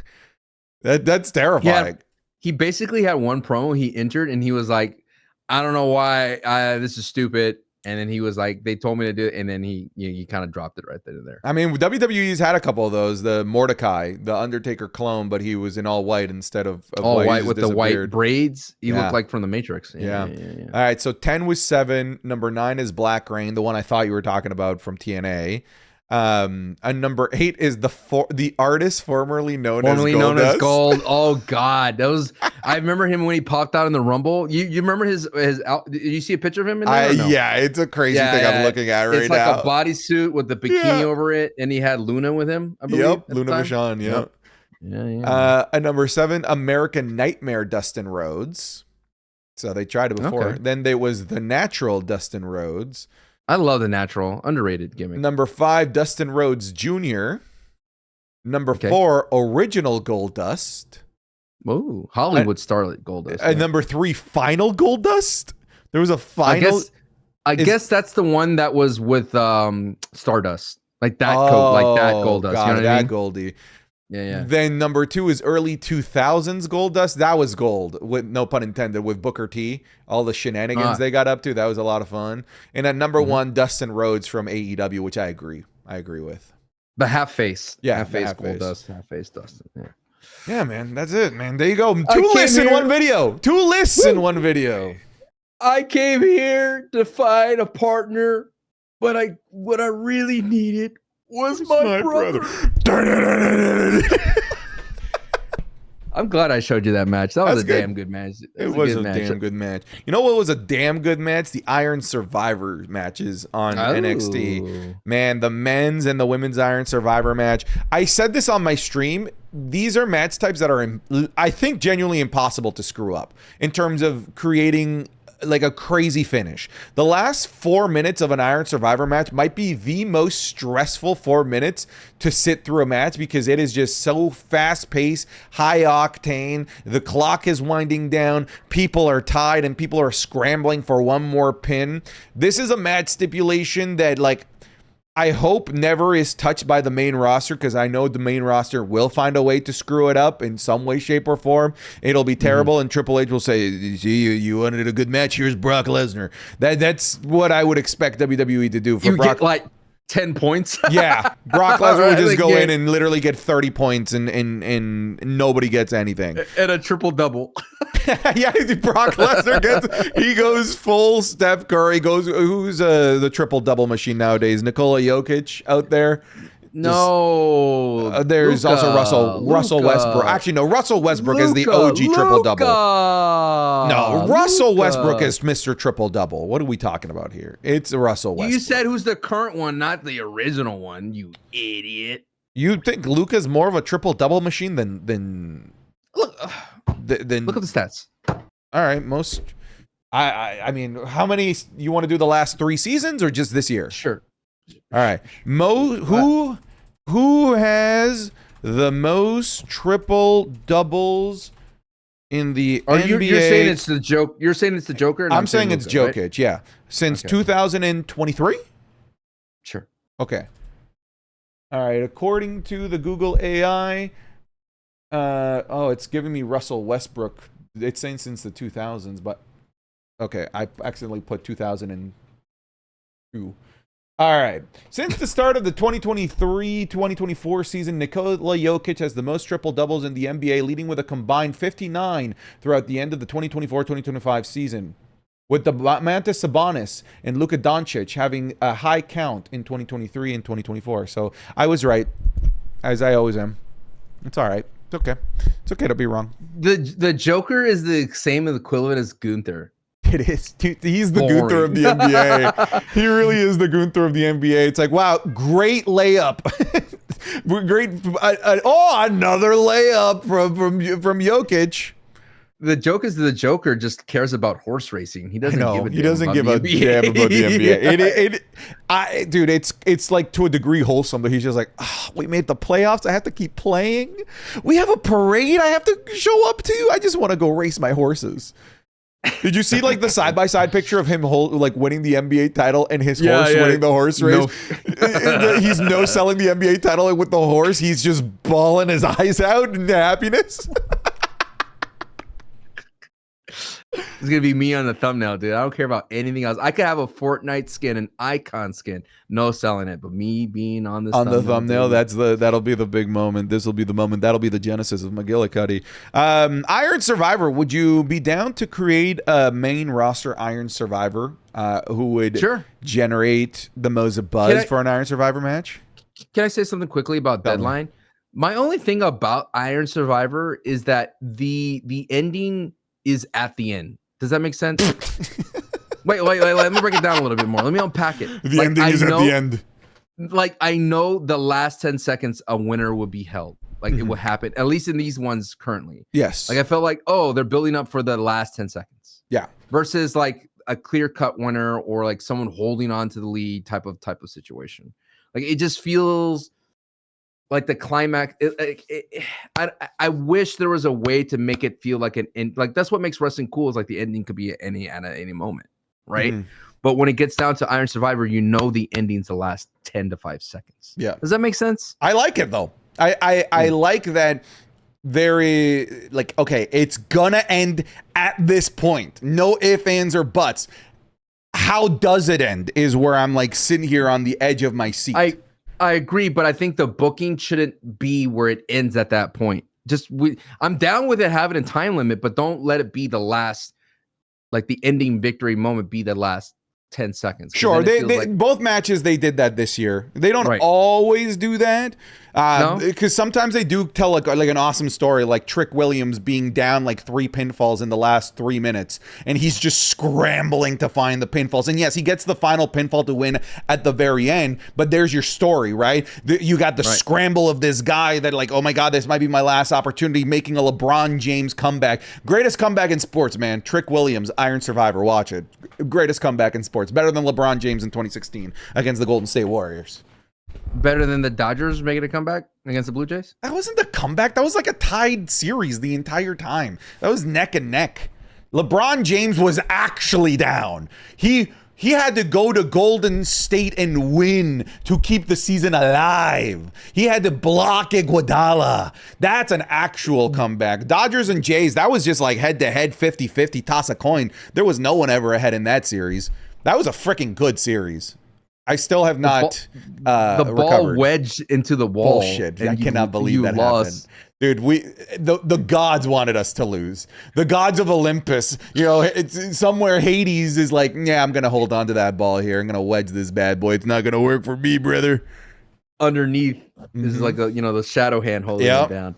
All right, let's build out Survivor Series on the main roster. Let's do the men's first. Oh, okay. Well, first question, with the name, would this be a type of match you could see maybe one day replacing War Games?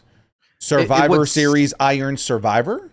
It would suck to take the Thunder from NXT, sure, but I would love for it to be like in the rotation for Survivor Series. I would actually love it to be its own PLE called Iron Survivor. I think the WWE really should focus on building out new PLEs that could join the Big Four.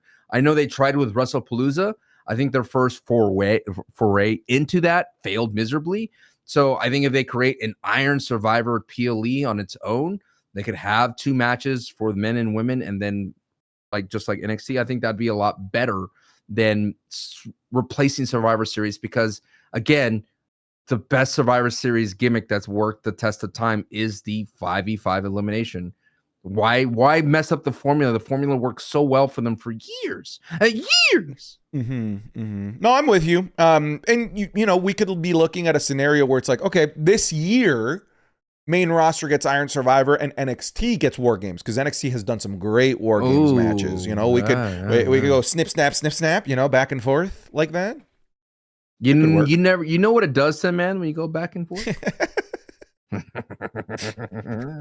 It's a plasma screen, dude. That might be one of the greatest episodes of television of any comedy show of all time. That the dinner episode of The Office is so good.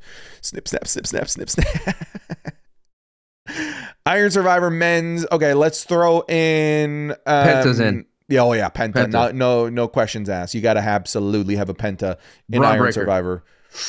Yeah, I mean, he's been in previous Iron Survivors before in NXT. Okay, Penta, Braun Breaker. It's 5 men and 5 women, by the way. Okay. Kind of want to put in because I feel Chad for me Gable. Wait, yeah. Here's like my framing of it. It's not a main eventer. Doesn't have to be. No, it's not. This is more of a for me. I think it would work best because it's for the number 1 contender, right? That's the idea of it. It would work on the main roster at best if it's for mid carders. Okay, let's remove Braun Breaker then. Okay, I do think I almost think Sami Zayn needs to be removed too. Really? Yeah. Okay. I Iron Survivor I think works really well as this is your opportunity to break out. This is your opportunity to get your first shot at the main event, and Sami Zayn's been there, done that. Okay. Dragon Lee. I love that. I think that is a great choice. Okay, so we got Penta Dragon Lee. I think we've hit our quota of masks. we got to move on from masks. I was gonna put Grande Americano in there, but okay. I mean, a current version Dominic. Or you think he's kind of past that? Is he a character that needs to be in it though? That's the thing. He doesn't. But here's the thing. I do think that his dirtiness could lend well to sneaking out some pinfalls in an Iron Survivor ecosystem. I'll give you an how about an Ilya Dragunov? Let's maybe put Dom to the side. Ilya Dragunov should be in this. Okay, I like that. With or without the title, I don't care. Yeah, I don't care. So we've got Penta Dragon Lee, Ilya Dragunov. We got room for 2 more here. I thought you had Chad Daddy. Oh, I like Chad here. Yeah, I like Chad. Yeah. Oh man, that match would be so insanely good. Holy hell! Right. I feel like we need like a Bronson Reed here, man. Something like that. Maybe a Bray Wyatt. A JC Mateo. I'm assuming you meant a Wyatt 6 member, not Bray Wyatt.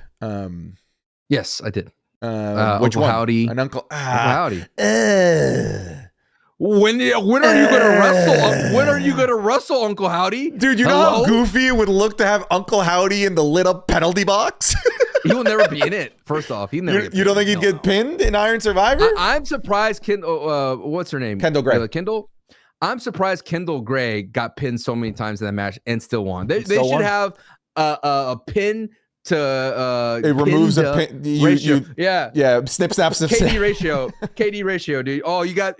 Great. You pinned 3 people, but you got pinned 5 times. That should not count. I mean, that's the John Cena, right? Lost 17 times, but won 17 times. There you go. 17-17 kill death ratio. Okay. Well, maybe Well, Trick's not on the main roster, so maybe a Mello. I like Mello here. I think Mello fits the bill for what Iron Survivor is supposed to be. I like this. I do think we need to cut 48. Penta or AJ or Dragon Lee. Dragon Lee, then. That's where I was getting at. Let's be honest. Do you want a pie or do you want trash? What do you want? I'm the fuego. I'll take the pie. Cake or death, I'll take the cake. All right, so we're down to Penta, Chad Gable, Carmelo Hayes, and Ilya Dragunov. We need one more. Xavier Woods? Too made of a man, I think. I've been there too long. Damn. I like that promo they had on Monday Night Raw commercial was great. They're great, dude. We'll talk about that in the revival of the tag team division. Trying to think of JD McDonough. That'd be a fire match. JD McDonough in that. I kind of like it. Especially, dude. You know why I like that field? It's like anyone could win, and then the final 3 minutes of Iron Survivor becomes really unpredictable. Because here's the thing, you can't have those main eventers in Iron Survivor. Oh yeah, why don't you have like Cody? Cody barely ever gets pinned. You think he's gonna take multiple pins in an Iron Survivor match? Hell no. No, you need these types of names in an Iron Survivor. Because it needs to be names that can eat pins. You need to be pinned multiple times in Iron Survivor. You gotta be pinnable. Yeah, you gotta be pinnable. I agree. That's what happens. Right, women. The ladies. Lyra's in. Oh, solid choice. A 1,000,000% Lyra. Raquel is in. Yeah. Raquel's kind of teetering here. I mean, she's getting world championship opportunities. She's had multiple already with Rhea Ripley. Can we put a pin on that one? Okay. Put a pin on it. I don't hate it, but let's put a pin on it. I respect it. Maxine? No. I don't know, dude. That little vignette she had. Yeah, dude, you like how they introduced Natty? You like how they introduced Natty, the badass, Natty Neidhart, immediately gets fucking jobbed out even in a vignette, starts tapping out the Maxine Dupree. It's like great debut for Natty Neidhart. It's supposed to be like the Heart Dungeon, so I respect it, dude. The Heart Dungeon was the coolest thing they ever talked about back in the 90s. They were like, oh, this guy trained in the Heart Dungeon. It was just like a sweaty ass basement room with a mattress on the ground, dude. I'm more of a we should watch the Heart Dungeon match. There's a Heart Dungeon match? I didn't know that. I didn't know that. Anyways, back to the women. We got Lyra so far. Ivy Nile. I think Ivy Nile would be fuego here. I think she'd be great. Can I cheat here and have a call up, even though they were just in it? Can we put a pin in this person? Yeah, you want Sol Ruca. Oh, you want Jordan Grace. I want Jordan Grace. Okay. All right, I can fuck with a Jordan Grace in this match. Sure. Okay. Sure. But let's focus on main roster. Lash Legend. Oh, I think Lash Legend would be fire in this match. Yeah, I think she adds an interesting dynamic. I think that's kind of like what you wanted out of a Raquel, but Raquel's a little bit too far ahead of the game. Yeah, I mean, she the Hana bomb John Cena. So yeah, you're right. You're right. All right. I mean, Roxanne Perez, perhaps. Roxy's in the same boat as Raquel, dude. You can't. Sure. I mean, do we give Julie a chance here to revive herself? She's a former Iron Survivor winner in NXT. That's the same thing with Braun Breaker, though. Got to put a pin in it. I think Piper would have been great. Oh, if she dude, was Chelsea enough. Green. She like with the weaseliness of a Chelsea Green, kind of like what I was talking about with Dom. Yeah. But I think Chelsea Green adds an awesome weaseliness to this match. Nikki Cross. Okay. Nikki I understand. Bella. Woo! It's like you said, Nikki Cross. I understand. I'm not gonna put up a fighter. I tried. Yeah. I just like when I went to GameStop trying to return a game, and they're like, "It's only gonna be $1." Like, I tried. I'll keep it. Just keep this thing. You see that you can apparently they're doing a day where you can trade in anything to GameStop. Yeah, I don't know that it it's already passed. happened. Did it? Okay. It already passed. I would have traded in your T-shirt with your face on it. Oh, that's funny. Yeah, that's seemingly nobody wants. All right, so that's a fun Iron Survivor set of matches there. It'd be good. Oh, yeah, we haven't padded out the ladies. Have we not? No, I'm not adding Julia. Okay, no. fine. Not we Julia. We only have Ivy Nile and that's it. Like Ivy Nile and Lyra. Lyra, and you said Jordan Grace. It just shows you. And Lash Legend. We have 4. We need one more. We need one more, man. The women's mid card is really rough. Maybe we should be looking at a Maxine Dupree here. IC title holder. I mean, I thought we agreed on Chelsea Green. No. See, this is the issue. I'm glad you and I are hitting this point because this is why there's no mid card championship runs that are worth. Because who do you have right now in the heavyweight division trying to get that title? Michin and BFAB. My freaking earbuds accidentally started some music. The song from Nacho Libre. We're good. We're fine. Michin and BFAB are the ones that are they're not in the mid card right now. So I would. Okay, can I say this? Have Chelsea Green at ringside and Alba Fire be in that match. I mean, Alba Fire would be great in that match, but she's just such a jobber now. You know what? I'm gonna go back to your original pick of Maxine. Okay. I don't mind that. Yeah. You seem heartbroken by the women's Iron. It's rough. Survivor. You're not. It's just not as. It's just not as. You want to throw in a appetizing. Rhea. You want to throw in a Rhea. You want to throw in a Bailey. You want to throw in a Becky. You want to throw in AJ. Stephanie. Good old Liv. Stephanie. But yeah, they don't fit the mold of what Iron Survivor is meant to be. I mean, they could probably do a main event level Iron Survivor, but like again, do you see Rhea taking pins in an Iron Survivor match? Do you? Okay, all right. I kind of do. She'll take like one. She'll take one at the end, and then she'll be in the penalty box at the very end, and then she'll run in and riptide somebody and get the zesty pin in the win for the win. Yeah. We can already see how that match is going to play out. Brother, the tag team division is back. They've reunited the Usos. They are rekindling the Usos versus the New Day. You see my man right here? He lost his title. L. Jay lost this. L. He lost the John Cena tournament. L. Dude, he really just laid it to Jay. I don't know if that was intentional or unintentional, but it was funny. It was funny nonetheless. He got rejected for prom. L. Oh, It's man. going down his entire failures. Not even mentioning himself. Yeah, dude, all of the failures had Jay involved in some capacity. Okay, they're reigniting the rivalry between them and the New Day. They're allowing the tag team division to cook with solid matches. Last week we had a great one between the New Day and Dragon Styles, and then this week we had a solid match with War Raiders and Dragon Styles. They're following the formula of the SmackDown tag team division that works so well of like just let them cook, let them do their thing, let them impress and give them the opportunity to impress. But now it feels like they're not just like relying on the good in-ring work to win people over. It feels like they pulled the trigger on one of the few things they could pull the trigger on to really reignite life into the tag team division, which is to reunite the Usos and to have them immediately go up against the New Day, right? I am of a belief that this is not a long-term thing. I do think that this is a continuation of Jay's crash out. My prediction is that the Usos will continue to lose, and this will continue to further send Jey Uso down this crash out spiral of I'm not good enough, I'm not worthy, what am I doing with my life, I don't want any more voices, which could be our setup, our catalyst for the Jay versus Jimmy feud. Stop. I did say, Stop. I know, I'm sorry. Stop. The greatest WrestleMania match of all time, Jay versus Jimmy, WrestleMania 40, baby. I hear voices in the air. I want it twice in a lifetime. You know what? Give me thrice. Thrice.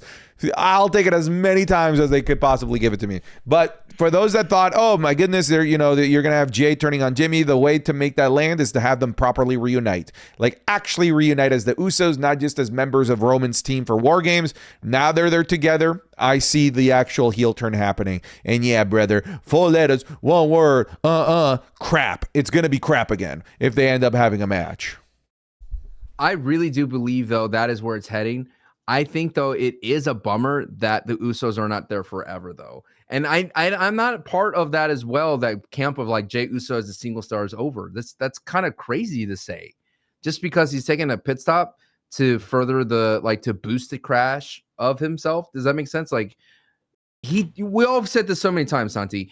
Jay works best when he crashes with his family, right? When he crashes out on his family, when he has a family member across the ring and he's crashing out and he's spilling his guts and he's crying and he's emoting, like that's the best Jey Uso, right? And he's going to do that against Jimmy, and they're going to revigorate his run here and get him going, because you're going to need that. But at the same time, and I mentioned this before, it's like, why are they having the New Day cut these banger promos and commercials? Now, granted, I would say this. They have been cutting crap promos on commercials before. This is not like new territory for them. Like all of a sudden, hey, they're back on commercials. No, they always do cheap heat commercial stuff. They sling something, they sell you something. But this was different. It felt like they were like off the bench New Day. Like, all right, now we're getting into a program that involves us going after gold. Now we have some real like tag team matches, some real time on television. We're going to put our best. Yeah. And they dropped the best promo that was been in the commercial in a long time. I'll say this. It feels like if you miss that promo, you missed a canon promo. You missed an important promo to the development and the build-up of the tag team division, and the development and the rebuild of the Usos versus the New Day. I think you need to go back and rewatch that promo in case you were in American Netflix and missed it. I agree. And at least that's what I enjoy about these commercial spots, because at least maybe the WWE would go, oh my God, they killed it. And look at their social numbers. I hope they re-upload that somewhere. I know you uploaded, and I know that someone uploaded on Twitter, and people could always upload things on their various socials. But that tells me that the New Day still got it, man. They're great. And then their matches, I think going into 2026 and the 2025, the back end of 2025, my secret delight is Dragon Styles. Mm-hmm. I thought it was a dumb tag team. I thought it was a waste of time for AJ Styles to stop, especially coming off of John Cena match, to go back into the tag team division with Dragon Lee. I know Dragon Lee has the ability to have banger matches, and he does continue to have these banger moments, but I was like, how can they string it together to a program where I would actually care about AJ Styles and Dragon Lee? And you know what they did? They were like, we're just going to put on banger matches and have highlight moments that's going to make you want to tune into their tag team match. Like, oh, you got to tune into Dragon Styles because they're going to do something crazy. I'm just hoping that they land the plane with some story, with some drama, give some prestige back to that tag team title. and understand that the only reason why Santi we're in this position is because they did not feature the titles at all with Judgment Day. Yeah. Yeah. Do you see like a long-term potential in Dragon Styles, or like is this just a avenue to revive the tag team division, and then eventually we're going to be seeing these guys go off on their own? Granted, a Dragon Lee is doing his own thing in AAA. He does have a whole thing going that's probably going to lead to a championship match with Dominic Mysterio sometime soon. He's got a pretty decent program going on with Hijo del Vikingo down there. Which they turn heel. But I just don't see, AJ Styles specifically lasting long in this tag team division with how little he has left in his career. This is just not where I want to see AJ sunset his career. I like this as a pit stop. I like this as a nice little side quest. AJ Styles has already beaten the game. He's out there doing his side quest, but I want him to do the final DLC, the last proper story missions left in AJ Styles' back end of his career. Was that Cody Rhodes? Undisputed? He should go after Undisputed. Can't be heavyweight. Why not? Has not? to be Undisputed. Nah, I mean, it could be. Look, it could be. I think it's more likely to be heavyweight than Undisputed. I think he's more likely to win heavyweight than Undisputed. But we're also ignoring TNA. We could be seeing an AJ Styles TNA World Championship run, a TNA X Division Championship run, a feud with Leon Slater that maybe gets further developed here in what's going on at Saturday night's main event. So there is more avenues with AJ Styles specifically than just the main roster stuff. Just like how they're doing with Dragon Lee, they have him doing some big stuff over in AAA. Maybe AJ Styles will be doing some big stuff in TNA. But is this the future for New Day and the Usos? I mean, the New Day, they've been in purgatory for close to a year now after the Big E heel turn. It's like a year to the day almost. Yeah. I don't know. Like, look, it's cool that there is some life in the tag team division, but this has to be sustained. Last year we thought, oh my God, it's back after that the New Day heel turn, and then it just died, disappeared, dissipated, and they ended up doing a Clash of Clans match at WrestleMania that nobody cared about. But maybe I'm like you, when it comes to LA Knight, maybe I'm being hopeful here. And even if it is a temporary addition of the Usos, just the mere fact, the simple fact that they're willing to pull the trigger on reuniting the Usos to go up against the New Day, to me, is like WWE shining a bat signal to let us know the tag team division is back. We'll see, though. We'll see. I don't know, man. If it gets swallowed up by Jey Uso in the crash out, then it's not. Like, you could have that and what you want to with the tag division, but if they don't do anything with the fallout of the tag team and they don't have them on TV, that's it. I think the top of the hour, the first hour, is a perfect place to continuously have a tag team championship match. Like, why not do that? Yeah, I agree. It works so well. New heat order. Start wrapping things up here. Another list, you say? The third list on this show. We're spoiling everybody. I don't even have enough paper for this. Santi, when you have a little Santi out there. Santi, when you procreate and have another Santi out there. When your sperm meets the egg, Santi, and it goes into, was it meiosis? I don't know. And then out comes Santi Jr.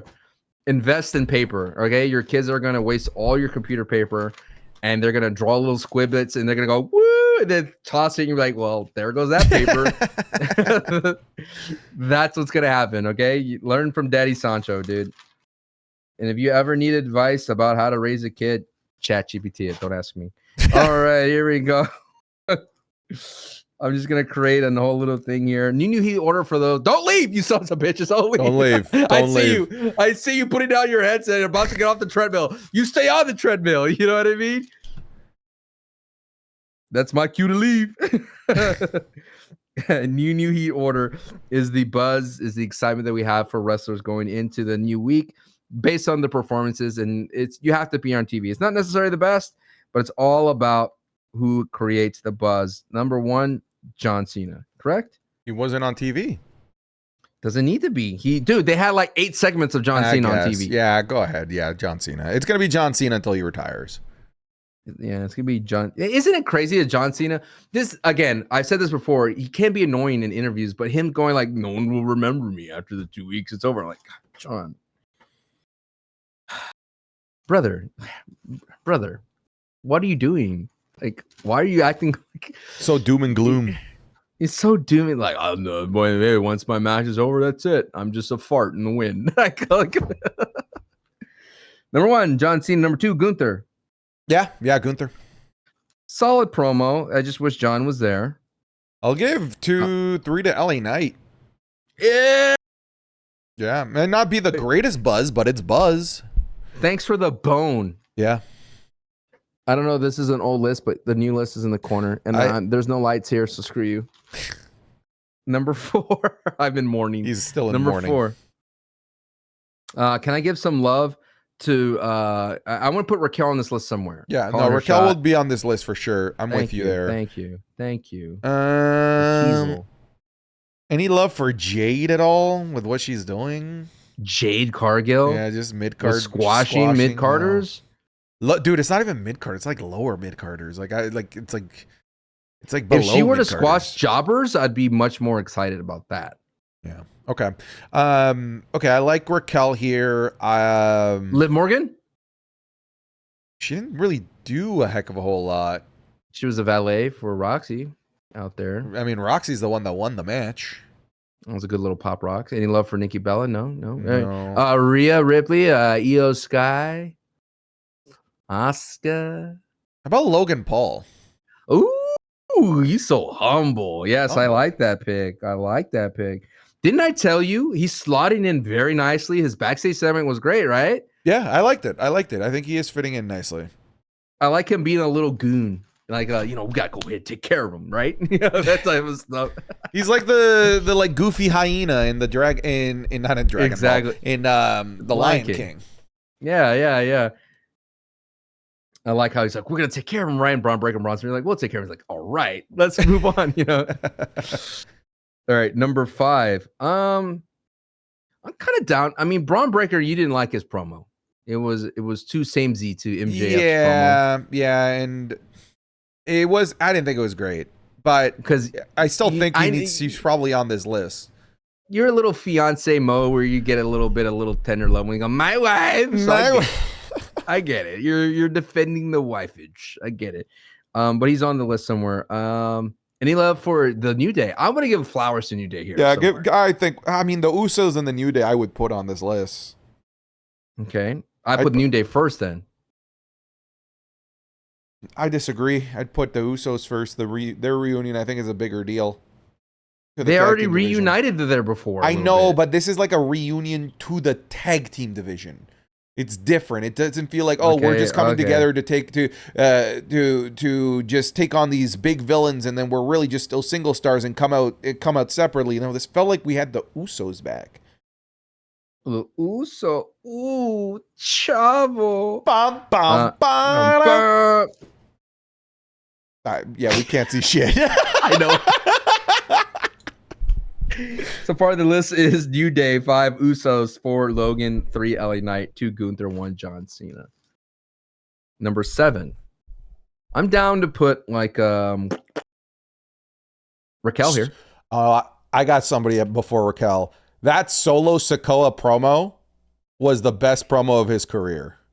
It was good. I got a lot of flack because on the SmackDown review, which is my show, the A show, I said that he kind of took a long time to land the plane, but he landed the plane. He got there, but it was. What did people disagree with you? Is that what the yeah? Well, was? I said it wasn't the greatest promo, but I said like, you know how some people listen to what you say, but they don't really listen to everything that you say. Yes, like so when I predict that WWE will have a match at WrestleMania, people on Twitter take it as, this is the match that Santi wants. He's fucking dumb, idiots.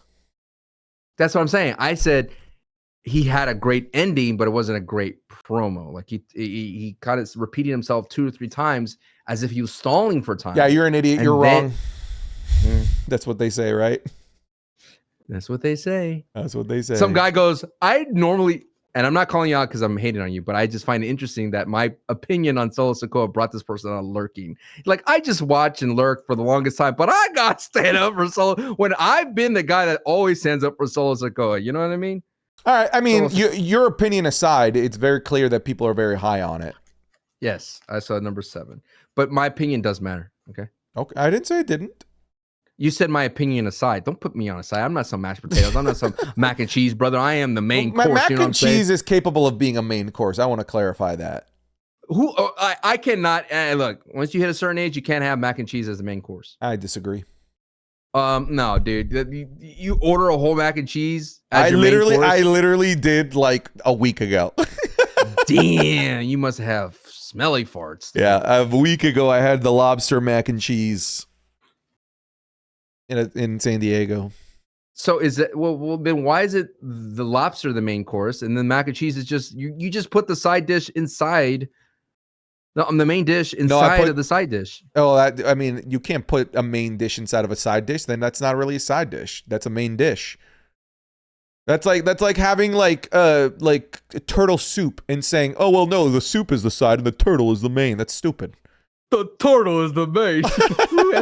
Turtle soup sounds disgusting. It does sound awful. Also, turtles, leave them alone. All right. They live longer than you. Isn't that crazy? That is crazy. Shout out to the Galapagos turtle, man. Why have we figured out what does it take for a turtle to be a lone iron survivor, right?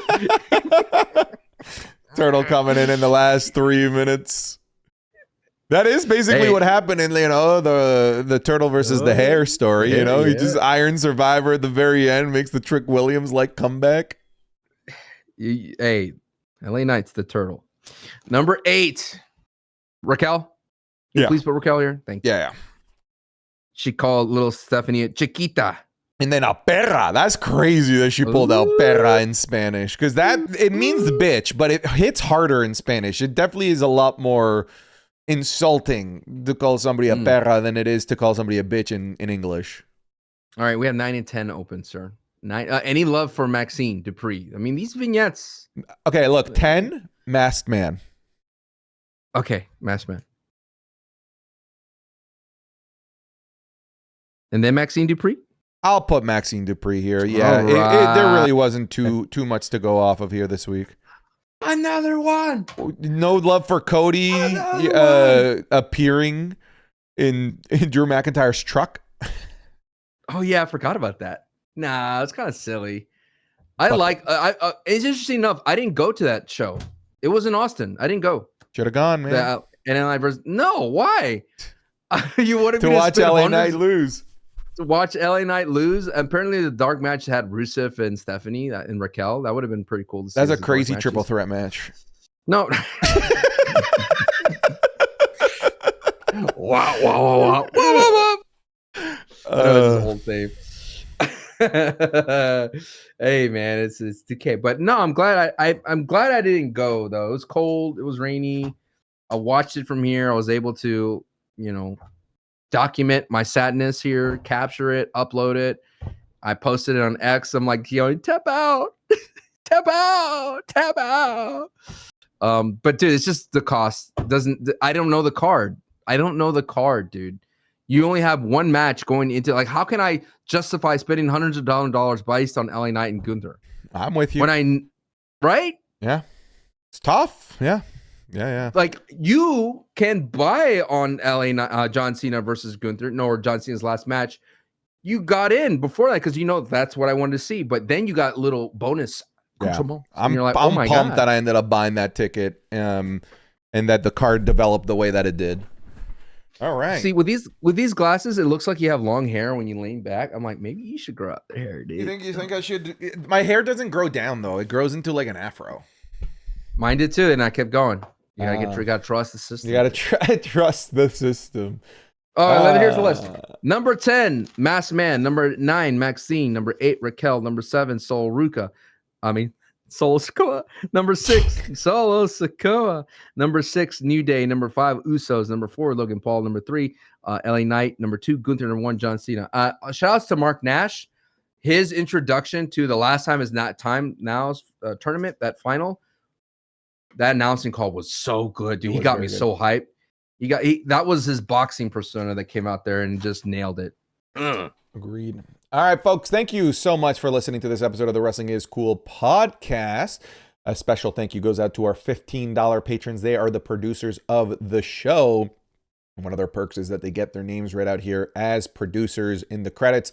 So a big shout out goes out to the following people: Chargers are posers and frauds, Active D4C, Aiden S, Abreem Zuda, Alex, Alfie the Chosen One, Alfie Walfi, American Nightmare, Cody Lander, Antonio Arjona, Antony, Ariel Pacheco, Arrogance, Ashley Rennell, Ozzy Kingslayer, Bailey Darley, Bailey Saunders, Beans, B Hostile, Bing Bong Wepa, Blenda, Blue Cord, Bluefish, Boy Mal, Brad Lee, Braden. Are you hyped for Damian and Rhea?